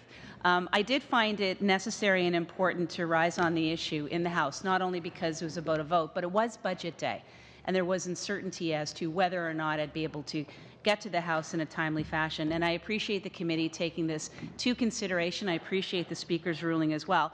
And the main reason is I truly believe that if you don't measure something, then you can't manage it. And what I see from the testimony this morning, that's exactly what you're all doing. And I do, on behalf of, not on behalf, as a member of Parliament, I really appreciate what you're doing here. And I do know that there is a balance that needs to be struck in terms of safety and security and the ability for members of Parliament to move freely within the precinct. But in this case, I do think it was imbalanced, and that's why I rose on a point of privilege. And I hope that having learned the lessons we may be learning now, that we'll have a better outcome next time. In short, I arrived at the foot of the hill and waited in the bus shelter for a couple of minutes. I spoke to a member of House of Commons staff. My colleague from Beauce, Monsieur Bernier, came over and we chatted a little bit more. We noticed that the buses were piling up at the checkpoint. They were not being released. And Max said, well, we should figure out what to do. He went over and inquired as to the reason why. A reason was given. He came back and said they're not going to be moving the buses, and we ended up taking our leave and proceeding up to the Hill. And when we arrived, I was able to see the presentation of the budget, and after that I rose in the point of personal privilege, and that's where it ended for me, except for what happened in terms of procedure in the House, and I'm grateful to be here today. Thank you. And Mr. Bernier. Merci beaucoup. Thank you very much. In fact, the facts are very clear. Our parliamentary privilege was indeed breached on March 22nd. I quite agree with what my colleague, the Honourable Member for Milton, has said. I was there at the foot of the hill to take the bus at about 3:40, 3:50 in the afternoon. We saw that the buses were piling up. They were waiting at the VSF before being able to get through. I went to a member of the security forces, and I asked what was happening. I was told that the Prime Minister's motorcade, the empty one, was going to be arriving. And I saw time passing quickly, and we got there about, I guess it was about 3:54 that we decided to walk up the hill together and got there just in time. But my colleague missed the vote, and my colleague and I brought up a question of privilege at the end of the debate. But I have to say that I'm very happy that today you are looking closely at the issue to evaluate why that happened so it doesn't happen to other colleagues. Thank you. That's the first round. Ms. Sahota? Yes, sure. Thank you, Mr. Chair. Thank you for being with us today. It sheds a little bit more light on the facts of what happened that day. My question is, we just heard from the director of the PPS that according to their information, they had no knowledge that there was anything to do with the Prime Minister's motorcade, empty motorcade leaving, and that they are unaware of who may have told you about that. And in fact, that it was actually a press bus that caused the delay in the VSF. So can you explain to this committee as to how you became aware that it was the Prime Minister's motorcade, or how you were informed of that, why you were led to believe and say that in the House that day? Max was the one who had the face-to-face conversation, so I'll let him talk to what he heard directly. Oui, absolument. Lorsque je suis allé... Yes, absolutely. I went to the security services officer to ask what was happening. Why was the barrier closed for such a long period of time? I spoke to the officer from the House of Commons, and he himself was not very aware of why it was the case. He said to me, when he did say that he thought it might be the empty motorcade, that he was going to find out what was happening. And there was some imprecise information about what was happening, and the barrier was still down, so we too decided to walk up the hill to the House of Commons. But we have learned this morning from the witnesses that it was the press bus that caused the delay. But the information that I was given at the time, as the clerk says in his decision, that it was the empty motorcade. That's what I was told, but the employee also said he wasn't 100% sure of that. He would find out, but we didn't wait. We went up the hill to vote as quickly as possible. By an officer in the VSF area? Yes. Okay, so they were uncertain and unclear as to why they were causing delay at that point. They were guessing at that time. They were guessing at that time, I imagine, yeah. Because at the end, he told me, that person told me, I'll ask for more details. Okay, and this was the driver on the bus? No, it was the actual officer on the ground that you had. That was an official on the ground. Okay. Yeah, we weren't on the bus. Okay. We were on a bus. We were in the bus shelter. In the shelter? Yeah. They had allowed you to get out there? No, we were not on the bus at all. We just approached from the road. Confederation, came across from Confederation. There's a little bus shelter on the bottom of the hill. So we were not on a bus. That's why we were able to escape and make our way to the house, because we weren't held on the bus. Okay, so at no point, I'm confused, at no point were you ever on a bus? No, we were trying to get on the bus. We wanted the Okay. bus to come and pick us up at the bus shelter across from Confed. Yes, understood. On the Okay, hill. got you. Yeah. I know that bus shelter is right in front of the VSF That's area. right, yeah. And what Okay. I did, I crossed the street to go see an official and ask what was happening. And where were you arriving from before you got to that bus shelter? What was your previous engagement? I was at a meeting and I was dropped off in an Uber at the bottom of the hill on the corner of where Confed is in Wellington. Before that, I was in my office in the Confederation building. Okay. And so you were waiting for a bus hadn't arrived because the buses couldn't But get the through, buses and then were you there. walked up. The buses were there, but we didn't know why they were not coming through. Gotcha. Understood. Okay, this has clarified quite a lot for me because I thought that you had weren't allowed off of a bus that was being delayed in the VSF at the time. I believe I'm going to share my time with Ms. Philomena here. Okay. Thank you for both being here today. So, we're trying to think of prevention, right? How to stop this from happening. So when you got to that bus shelter, you got there that you felt you had sufficient time if a bus were to pick you up to get to the house. But then you looked over and you saw that they were being stopped there. So at that point, you walked over to the security person and said, I'm a member of parliament and I need to get to the house. I presume that's... How come we're waiting and why the bus are not going through? Right. And the official told me it may be, I think it's because of the motor car of the Prime Minister, but I'm not sure. I'll go and ask. And the official went and spoke to our CMP officer at the time, but I left and the time was running and we decided to walk to the Parliament. How long of a time did that take? Like from the moment that you stood at the bus thing and looked over and said, wow, they're not coming through? Like how many minutes would you say that was? Maybe 2 or 3 minutes. Yeah. 2 or 3 minutes. I was here before Max, so a little bit longer. Okay. And so then at that point you realized, like did the security person say to you, we have no idea how long this is going to be, so you may be stuck here? You just made a decision on your own, I got to get moving. Absolutely. Yeah. And I saw the bus. I don't know if Max was there at the time, but I saw the media bus pass me by as I was standing at the bottom. So the media bus hadn't passed through before I started waiting for the bus at the bottom of the hill. I see. So the first bus to be stopped was the bus that you wanted to get on? Yeah, for sure. Okay. For sure. And then the media bus went through. Yeah. And in fairness, to be honest, I think it's fair to say that perhaps somebody knew in the protective service that it had to do with the motorcade, and perhaps the person made an assumption it was the Prime Minister's motorcade and not the motorcade associated with the media bus that was preventing the ability for the buses to go up on the hill. And I mean, that's a fair mistake. Yeah. But what we were told is what we were told. Right. Right, and you can't. Okay. And now hearing the new evidence, that's totally makes sense to you, Yep. and it's not that you would dispute that. Okay.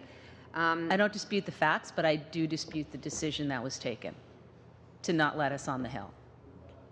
Okay, so I guess that's my next question is what suggestion would you give to prevent that from happening? Like, First of all, the communication between the security agency and the security on the ground and the RCMP, that was not very conclusive because they didn't know, and I was waiting to know a real answer. And so that official went and asked a question, didn't have an answer, and when I was saying that nobody was able to answer why they're waiting. So the communication, I think, because in between the house security people and the RCMP, I think the lack is over there, on my point of view. Yep, and I would follow up by saying communication with, I don't know what happened on the buses. I assume there were members on the bus because that's what I heard in the investigation report. But I would assume that a conversation with those who were either waiting and were visible to the officers, because we were clearly visibly waiting in a bus shelter, for them to come over and explain to us that there was not going to be access to the hill through the bus system. However, that being said, I don't know whether or not they were cognizant of the fact there was a vote and the importance of getting to the vote. So I would suggest, if I may, that the committee think about a little bit of education on that side of it, the importance of a vote and what it means. And I'm hoping that this kind of discussion is what prompts that awareness. And Sorry, that's time. Oh, okay. Philomena. Thank you. Mr. Richards. Oh, yeah, Mr. Richards. Good. Thanks, Mr. Chair. It's an exciting day for this committee because we have potentially the future leader of the Conservative Party here with us today in one of these two, and probably then the Prime Minister of Canada in 2019. And it's a great start because you're being far more open and accountable than the current Prime Minister by being here and actually answering our questions fully and completely. So this is wonderful. It would be a great start for a future leader and a future Prime Minister here. Well, I guess that remains to be seen. Both I've sent my ballot in, and both were on my ballot. I won't say in which order, but both were on my ballot. So what I wanted to ask, there's a couple of things. First, I'll get into some logistics, but what I want to ask after that, just so you are prepared for it, is to talk a little bit about, what the breach of parliamentary privilege means. Obviously what it means is it's not just your rights, it's the rights of your constituents that were prevented from being exercised when you were prevented from voting. So I want to get to some logistics first, but I want you to maybe just have an opportunity at the end as well to tell us about the impact that has on your constituents, and if you have heard from constituents concerns about that fact that you were prevented. But first of all, just kind of want to follow up on some of the questions already. So in regards to the media bus, and I don't know which one of you, I know Lisa, you mentioned already that you had actually seen the bus. So I'll ask you, and then Maxime, if you wanted to tell me if you actually saw the bus as well. So was it coming in or was it exiting the bus? The bus turned off of I don't know the name of the street that comes off of Wellington that you go on in order to come up to the hill, but it turned off of that street and it just went right past us. The bollards came down and the bus proceeded up onto the hill. So it was entering into the hill. It was entering in, and it was full of reporters and journalists. So it seems a bit odd that there was some confusion about, because they were talking about the PM's empty motorcade leaving, and then what you saw was the media bus entering. So I'm just wondering if maybe there isn't more to this than we realize. I'm not suggesting there is, and it's something that maybe we might want to, Mr. Chair, get the video footage from whatever angles exist, so we can actually see if there was in fact anything outside of the media bus that was interfering, because it does seem like there is some confusion amongst the Parliamentary Protective Service as to what did occur. So I'll maybe mention that we should maybe request that video. Max, did you see the bus as well? Just to answer your question, no, I didn't see the media bus, and I arrived at the bus shelter just a little bit after the deputy, my colleague, deputy of the MP from Milton. Okay. Now, Lisa, when you saw the bus enter, you said there was obviously a delay after that, and obviously prior to the gates being opened, so you don't know exactly how long it was before they were opened.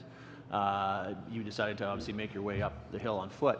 But from the time you saw that bus go through until the time that you, I guess, would have arrived at the members' doors to enter the Parliament buildings, how long would you 7 minutes. Guess? That was about 7 minutes? Yeah, and I know because I have my Uber receipt.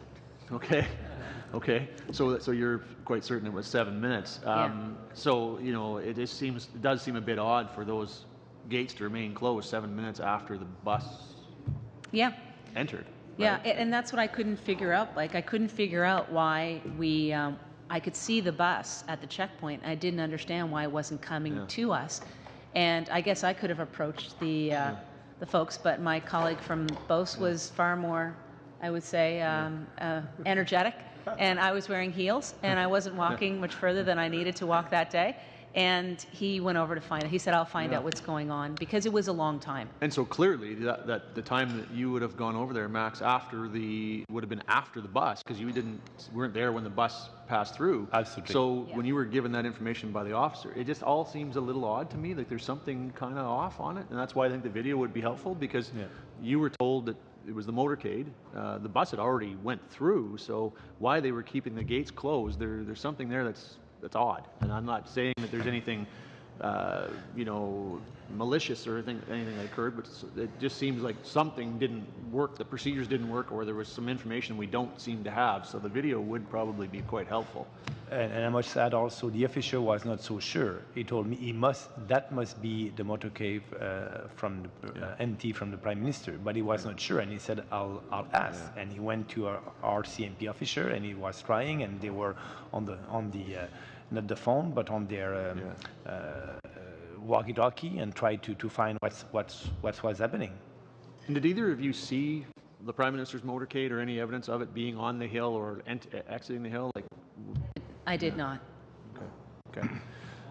So maybe if I have a little bit of time, I will return to what I mentioned at the beginning, which is, obviously this is a serious matter, and I think it's good for both of you. You're here, you have the opportunity to express, what that does mean when your privileges are breached about your constituents. If you want to maybe speak to that, have you heard from constituents who obviously are disappointed in the fact that you were prevented from being able to vote on their behalf, or can you speak to that?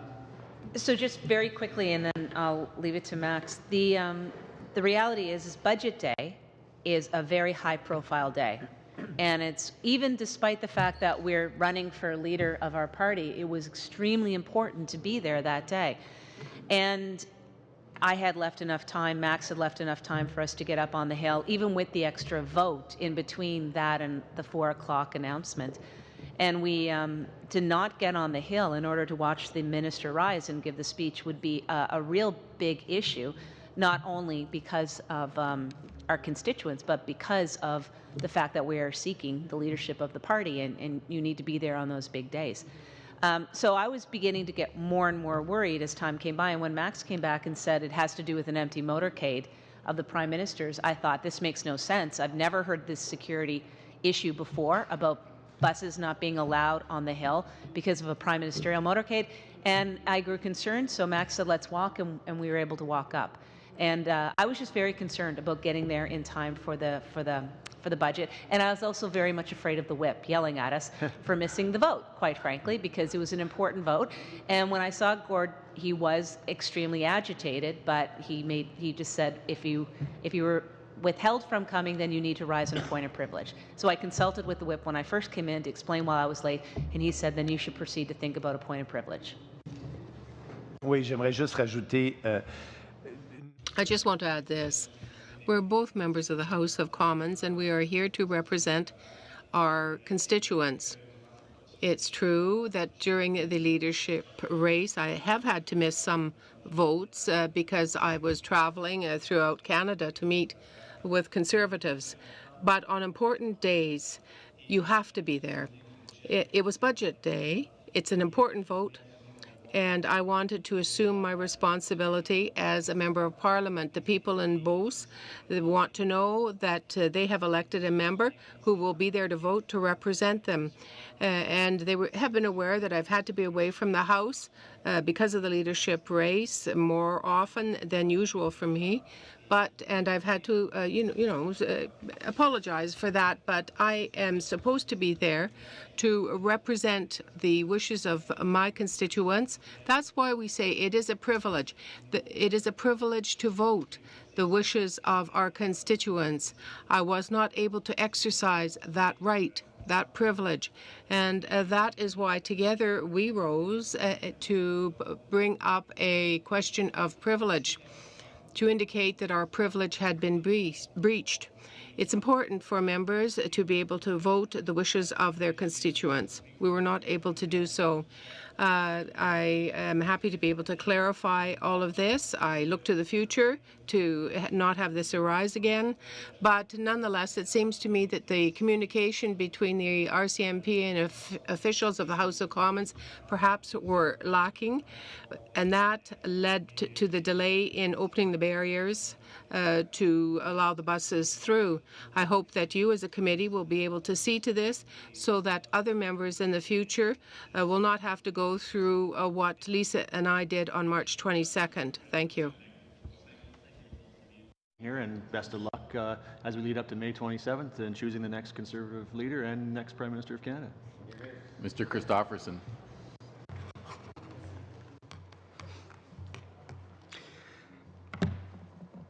Thanks for taking the time, and given how busy you both are. And we've hopefully been helpful in trying to accommodate your schedules, because we were very sensitive to the added pressure of running for leader. I just want to start by saying that I agree. We do need to, and I accept that we may need to do that in camera to review some of the security aspects that's on the video.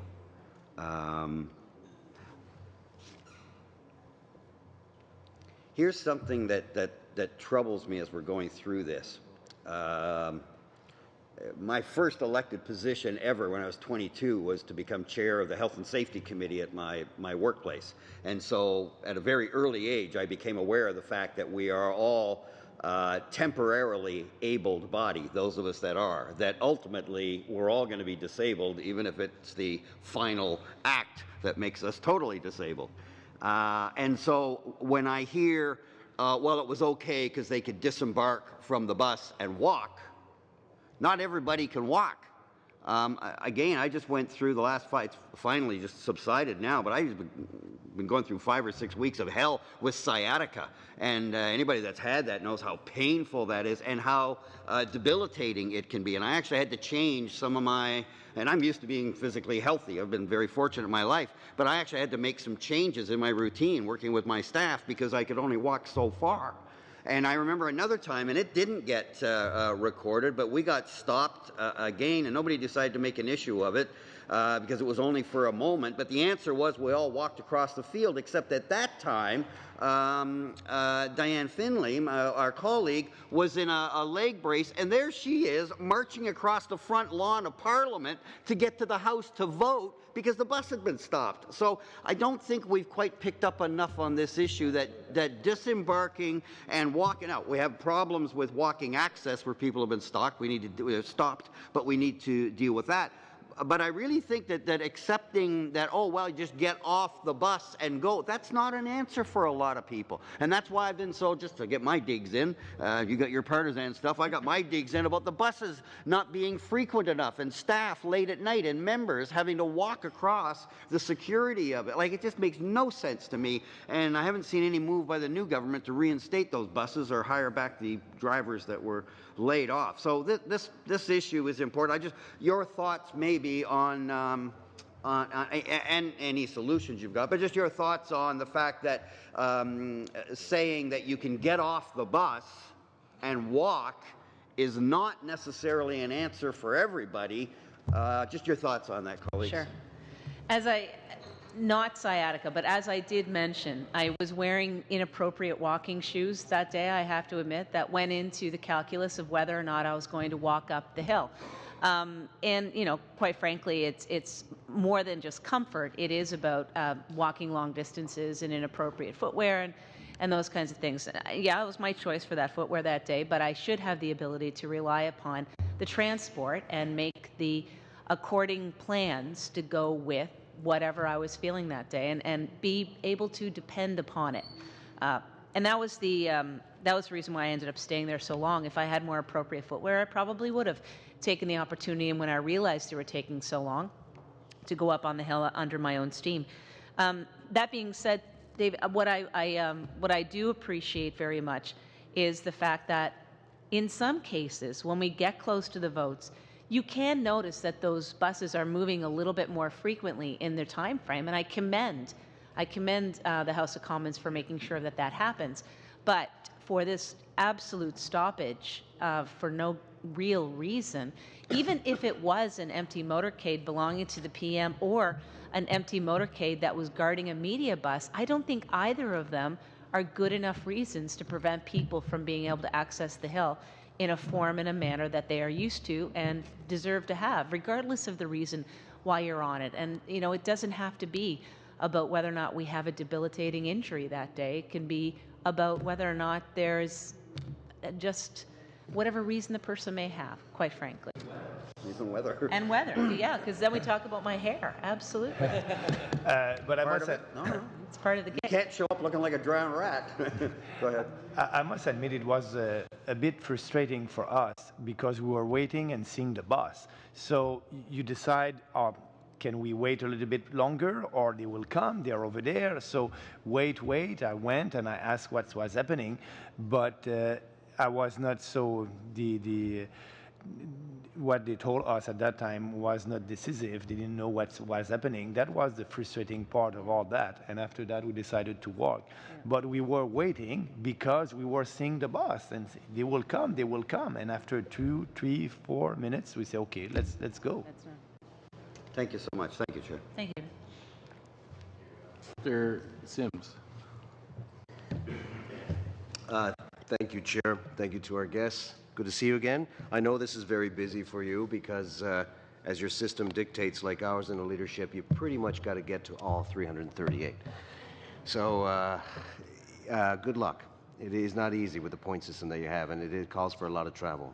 So here's my question about this, because I'm listening to the conversation going on, and the one theme that seems to be coming through time and time again is uncertainty. Am I reading this correctly, that when you ask the person, you say, well, which is a legitimate question, like, why are we stopped here? I really have to go to the house. Why are we stopped? It seemed to be accompanied by a shrug. It's like, motorcade. Was that the impression that you got? Was it a level of uncertainty that was uncomfortable? Yes. They didn't know what was happening. Right. So that goes back to the situation we have now, where we have the RCMP on the outside, we have the newly created PPS, fairly newly created, on the inside, the communication back and forth. As my colleague pointed out, when I come to the house and I want to know how much time is left, I find the most reliable person is the person who drives the bus, because they do radio in, and they do. I get the feeling that our security don't have that same luxury, or at least not informed of such, which I think is a big problem, because I think they should be in tune with it. We also have a situation now where there's a lot of stress in the system. We have a new system, and with all newness comes a level of stress. It's unprecedented. We now have someone in charge who's from the RCMP over a service in this house that was never the case until 2 years ago. So now we've got we see a lot of new faces, a lot of new Mounties, a lot of new PPS, a lot of new faces, and they look pretty stressed. So I think at this point, that communication, that uncertainty, will probably only get worse if that's the case, unless we do something about how we communicate. In the testimony that you've heard earlier from I know he's acting, but obviously he has to give his best advice to the new director, what would you say to him? So in the uncertainty piece, having gone through what we went through in 2014, your first thought is there something wrong on the Hill? Have they stopped the buses for a reason other than motorcade? Meaning, is something going on up there that we don't know about, therefore they're sealing the Hill off? And that's a valid concern, because having gone through what we went through you were in this room, we were in this room when that gentleman approached. That's the first thought I had was, is the Hill being shut down? Is there something wrong? Max went over and found out what it was. So that uncertainty goes away. The advice I would have is this. Yes, you are here to protect a precinct, and it does have geographical boundaries, but it also has a very unique set of circumstances in how it functions. And you should be aware of the function, and that certain functions supersede decisions that you may normally take in pursuit of security. Do you feel that they are aware? They had no clue there was a vote going on, the importance of it, or if it mattered or not. Maybe they understand it's a vote, but they don't know what it means. Mm-hmm. And that's why I think, as I said to Filomeno, I think what makes sense is to have more awareness as to what it means. And you're doing a great job as a committee right now, making sure that people are aware of it and the importance of it. Yes, I agree. A little bit more education. I think they didn't understand the importance for us being in the parliament at that time, so that will be important. And that would be your advice, because, in this particular situation, there seems to be of uncertainty. But, circumstances change, too. Mr. Christofferson pointed out earlier, when we first got here in 2004, the buses did take a different route in the case when the bells were ringing. They used to. One of the big changes. Block road. Yeah, they used to, basically they would go along. I was in Confed, I think you were in Confed as well, and they go along and they would just go up the west side. Now, obviously, there's a lot of construction in the way, and the second element of that now is that, for lack of a better term, our buses are playing in traffic. They never did back then. Now we go out there on Wellington. We stop in front of Wellington. I don't believe we did that back then. So what do we do there? That's a big problem, I think, and it just leads to the uncertainty of it. But the piece about the communication and the function of PPS and how it relates to our privilege, which is why you're here, I think should be addressed. And the current leadership right now seems to be so new that they're going to have, maybe some of this should be changed. That's just my thought. Anyway, thank you very much. Thank you. I'm not sure why we couldn't have the bells or the lights flashing at the car wash there so that everyone knew there was a vote coming. But Mr. Reid. Funny you say that, Mr. Chair, because the same thought had occurred to me and in fact formed the basis of, I have two questions that form the basis of the first question, but I'll just first advise you that as I'm likely to be the last Conservative slot, according to the clerk, I'll divide my time with Mr. Schmale. Yeah, what occurred to me that in the event you had known how much time you had, you might have made the decision to start walking at an earlier point in time. So I'll just ask this question. For each of you, if you had just made the decision when you got to the spot you got to, I'm just going to walk, forget about buses, would you have made it in time? Yes. Yes, for sure. Absolutely. Okay, all right. So that means effectively that the lack of knowledge about how far away the vote was, coupled with the lack of knowledge about how fast the buses were going to be together, were the two things that had to happen in order to cause the MPs to stay there, thinking the buses would be faster. And at each individual moment, had the buses behaved as appropriate, you would have made it. So it was a bit like that nightmare where you're trying to get to an exam, you're late, everybody's had that nightmare. It feels a bit like that. The second thing I wanted to ask is this. The RCMP, I can't remember his rank, Mr. O'Byrne. Director, thank you. Said to us, he gave a very long-winded answer, but it sounded like when I asked him, was the decision made locally at the car wash security point, or was it made centrally? He basically took a long way of saying it was made centrally, and it sounds like your testimony confirms that, because it appears that the people on the spot literally had no idea why they were doing what they were doing, because they were waiting for an order, almost certainly. Absolutely, yeah. Okay. Can I ask one last question? And we didn't get a chance to ask him, but he's going to come back, and we will then get a chance to ask him. Is it possible that I've asked myself, why would they stop you after the bus is already through? Is it possible they were concerned about something like offloading all the journalists and that tying up the entrance area? Could that have been? Maybe that's not a fair question to ask. But. No, I could never figure out why it mattered that the bus went up on the hill and why that would stop MPs or the buses from flowing up on the hill. It just is. It doesn't make any sense to me at all, Scott. But that was the reason given, and there was much confusion. Yeah. Okay. Thank you. Mr. Schmale. Thank you, Chair. A couple observations, I think, just listening to the testimony and from you two and the security detail. First, I think what we see is that this incident happened regardless of the reason why. The fact is it happened, and it shouldn't have happened, whether it was a media bus, whether it was the empty Prime Minister's entourage. It doesn't really matter. The fact is it happened. It should not have happened. And you were in the position that you were able to walk up, whether the uncomfortable footwear excluded, but you were able to do that. Had you not been able to walk up, that would have been another problem that we would be dealing with, and that's something we need to deal with, because if it was someone else, this would be a bigger problem.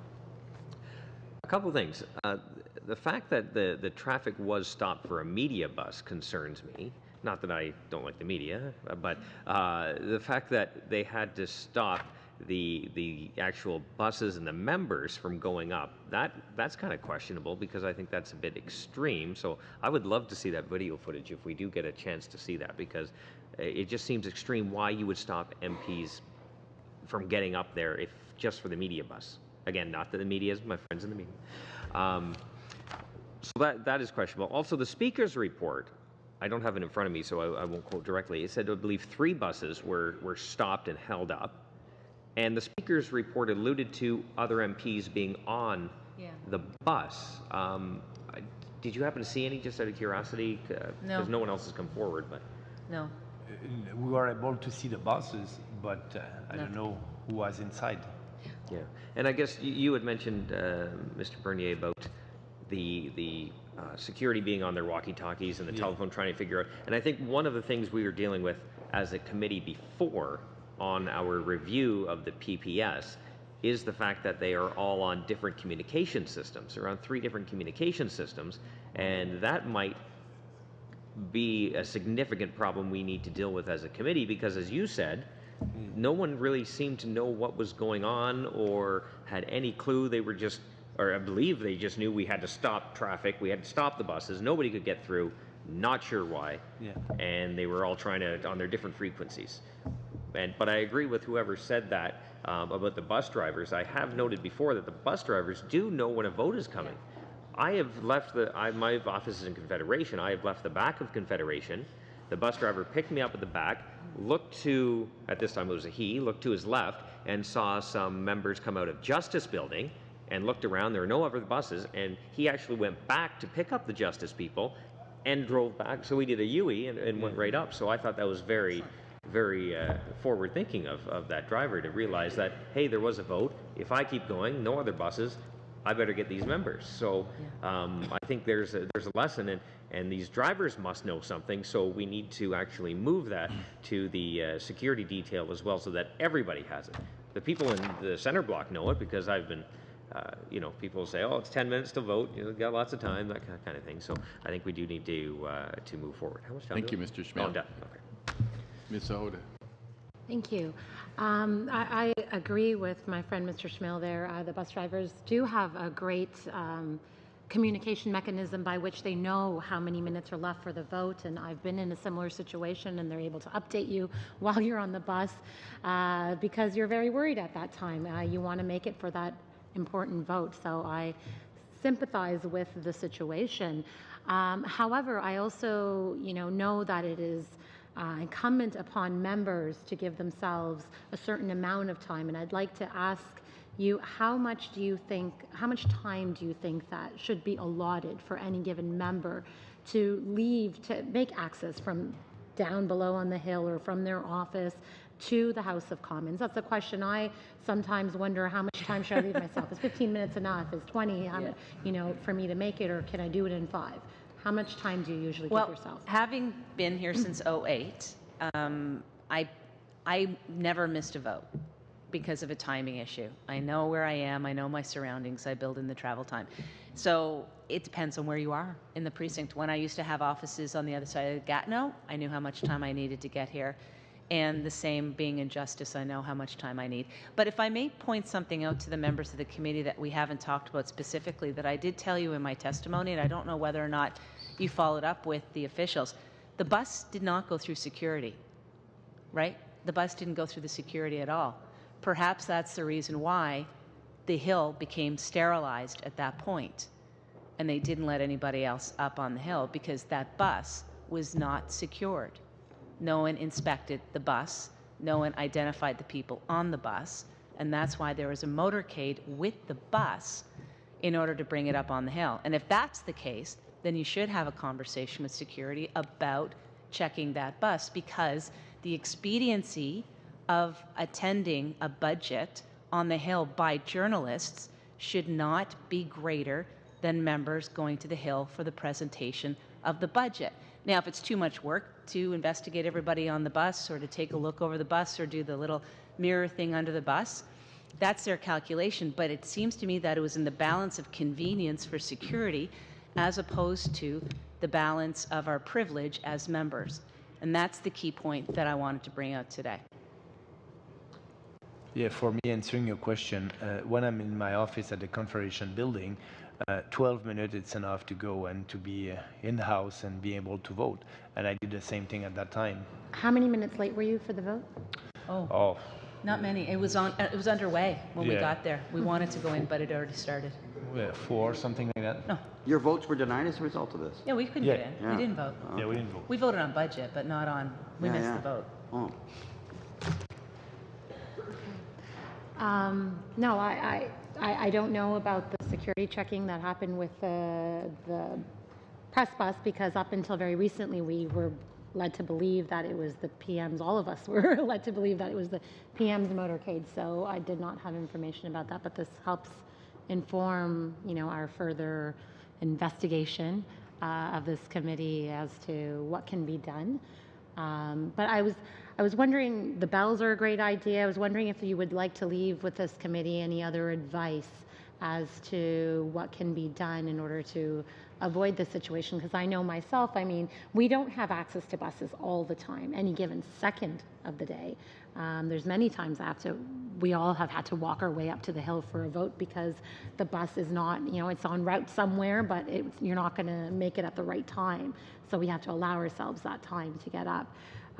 Do you think there are any other recommendations you can leave this committee with as to what can be done by either party?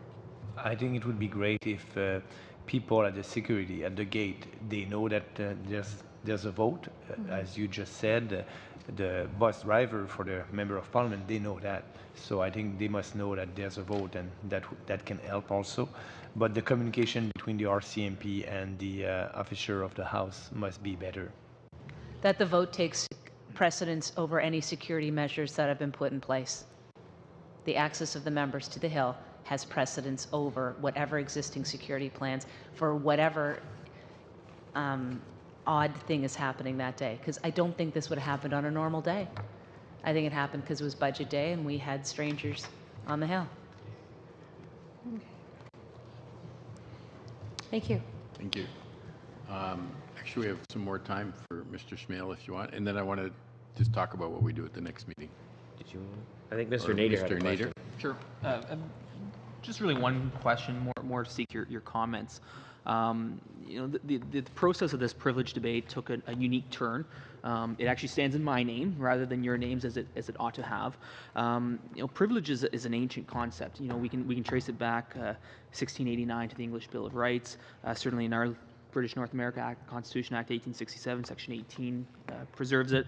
If you review the journals from the day of the speech from the throne, there's an elegant statement of the Speaker reasserting privileges of Parliament to the Crown, to the Governor General at that date. So it's an important concept. And there was this unfortunate incident where both of you were denied your right to vote because of these matters.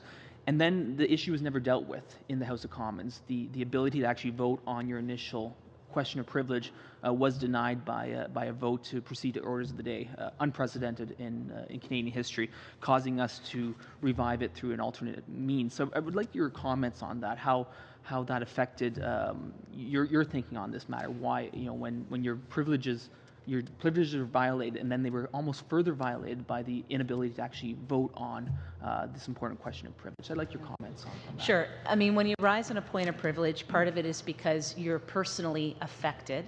Therefore, you feel the need to bring it forth to the House of Commons. But the second part is you don't want it to happen again, and that you rise as a member of Parliament to ensure that whatever procedure or process caused it is redressed and that you can move on. So I'm grateful, Mr. Nader, for saving us and making sure that we could have this discussion today. And I think we'll have very good outcomes, if only for having notifications on the timing that is left for those who work for us and protect us in the security checkpoint, so that there's a greater awareness of what, not only that there is a place in order to protect or people to protect, that there's process and institution to protect. And you're right, it is too bad that we were not able to have this debate in the House, but actually we have this debate here, so that's very important, and I'm looking forward for your recommendation. But the most important for me, it's my privilege as a member of Parliament has been denied, and we must know what happened, and I don't want that to happen to another members of Parliament in the future. Okay. Any other quick question from anybody before we go? Well, thank you very much. I think this has really given us the exact details that we need to make good recommendations, so we really appreciate you taking the time during this busy leadership rate. Good luck to you both. And much. We didn't cut a deal. That was no deal. Yet. Okay, just to make sure what we do at the next meeting, it looks like we can have the estimates next Tuesday, a week today. Next Tuesday, both the Speaker and the CEO from Elections Canada can make that. So Thursday we'll go on with this as planned. We'd like to get the reports. Hopefully, the Speaker said we could have the reports. So we'll have those. Hopefully, we can get the video as Blake asked for from PPS, and I assume we want PPS to come back on Thursday. And maybe with all of that, we could actually 3 hours on give Thursday some. again? Start at 10 again? Or no, You wanna- because of you. Would that be possible? Maybe we can get directions to the for a report after that. If we start at 10 and go to 1 again? Can we do 11 to 2? 11 to 2. I'm subbing for somebody else. What's that? No. The 1 o'clock time frame is when many members have, question period preparations to do and whatnot. So that's a bad idea, that one. But To 1? No. You can't do Subbing that. in for somebody else. Oh. On another committee. Mr. Chair, I would think there's probably a high likelihood that there could be other witnesses as well, so I don't think we're going to get to a report. So I think 2 hours might be sufficient for what you've described anyway. So I think why don't we just do that, and then if we need another meeting, we'll have another meeting. On the Thursday, in that 1 hour, who knows? I mean, most of the people we want to talk to are on the Hill anyways, so it's a lot easier. We for don't them know to who get those here other without witnesses notice. will be yet. That's the thing. So we really won't be able to fit them in on Thursday. It would probably require a different day, right? David, you were going to say something? I was just going to say, yeah, I mean, it went fairly smooth today, time-wise, and so, let's give the 2 hours a shot. I think we got a good, and we're probably going to need at least one more after that anyway, so. On PPS for the whole 2 hours?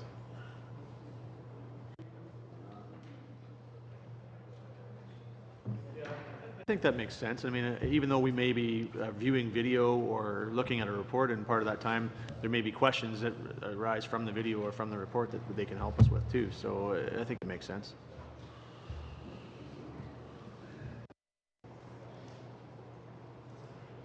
And because we're going to be hopefully looking at the video and the report, maybe we'll start in camera as we agreed earlier today because of security reasons.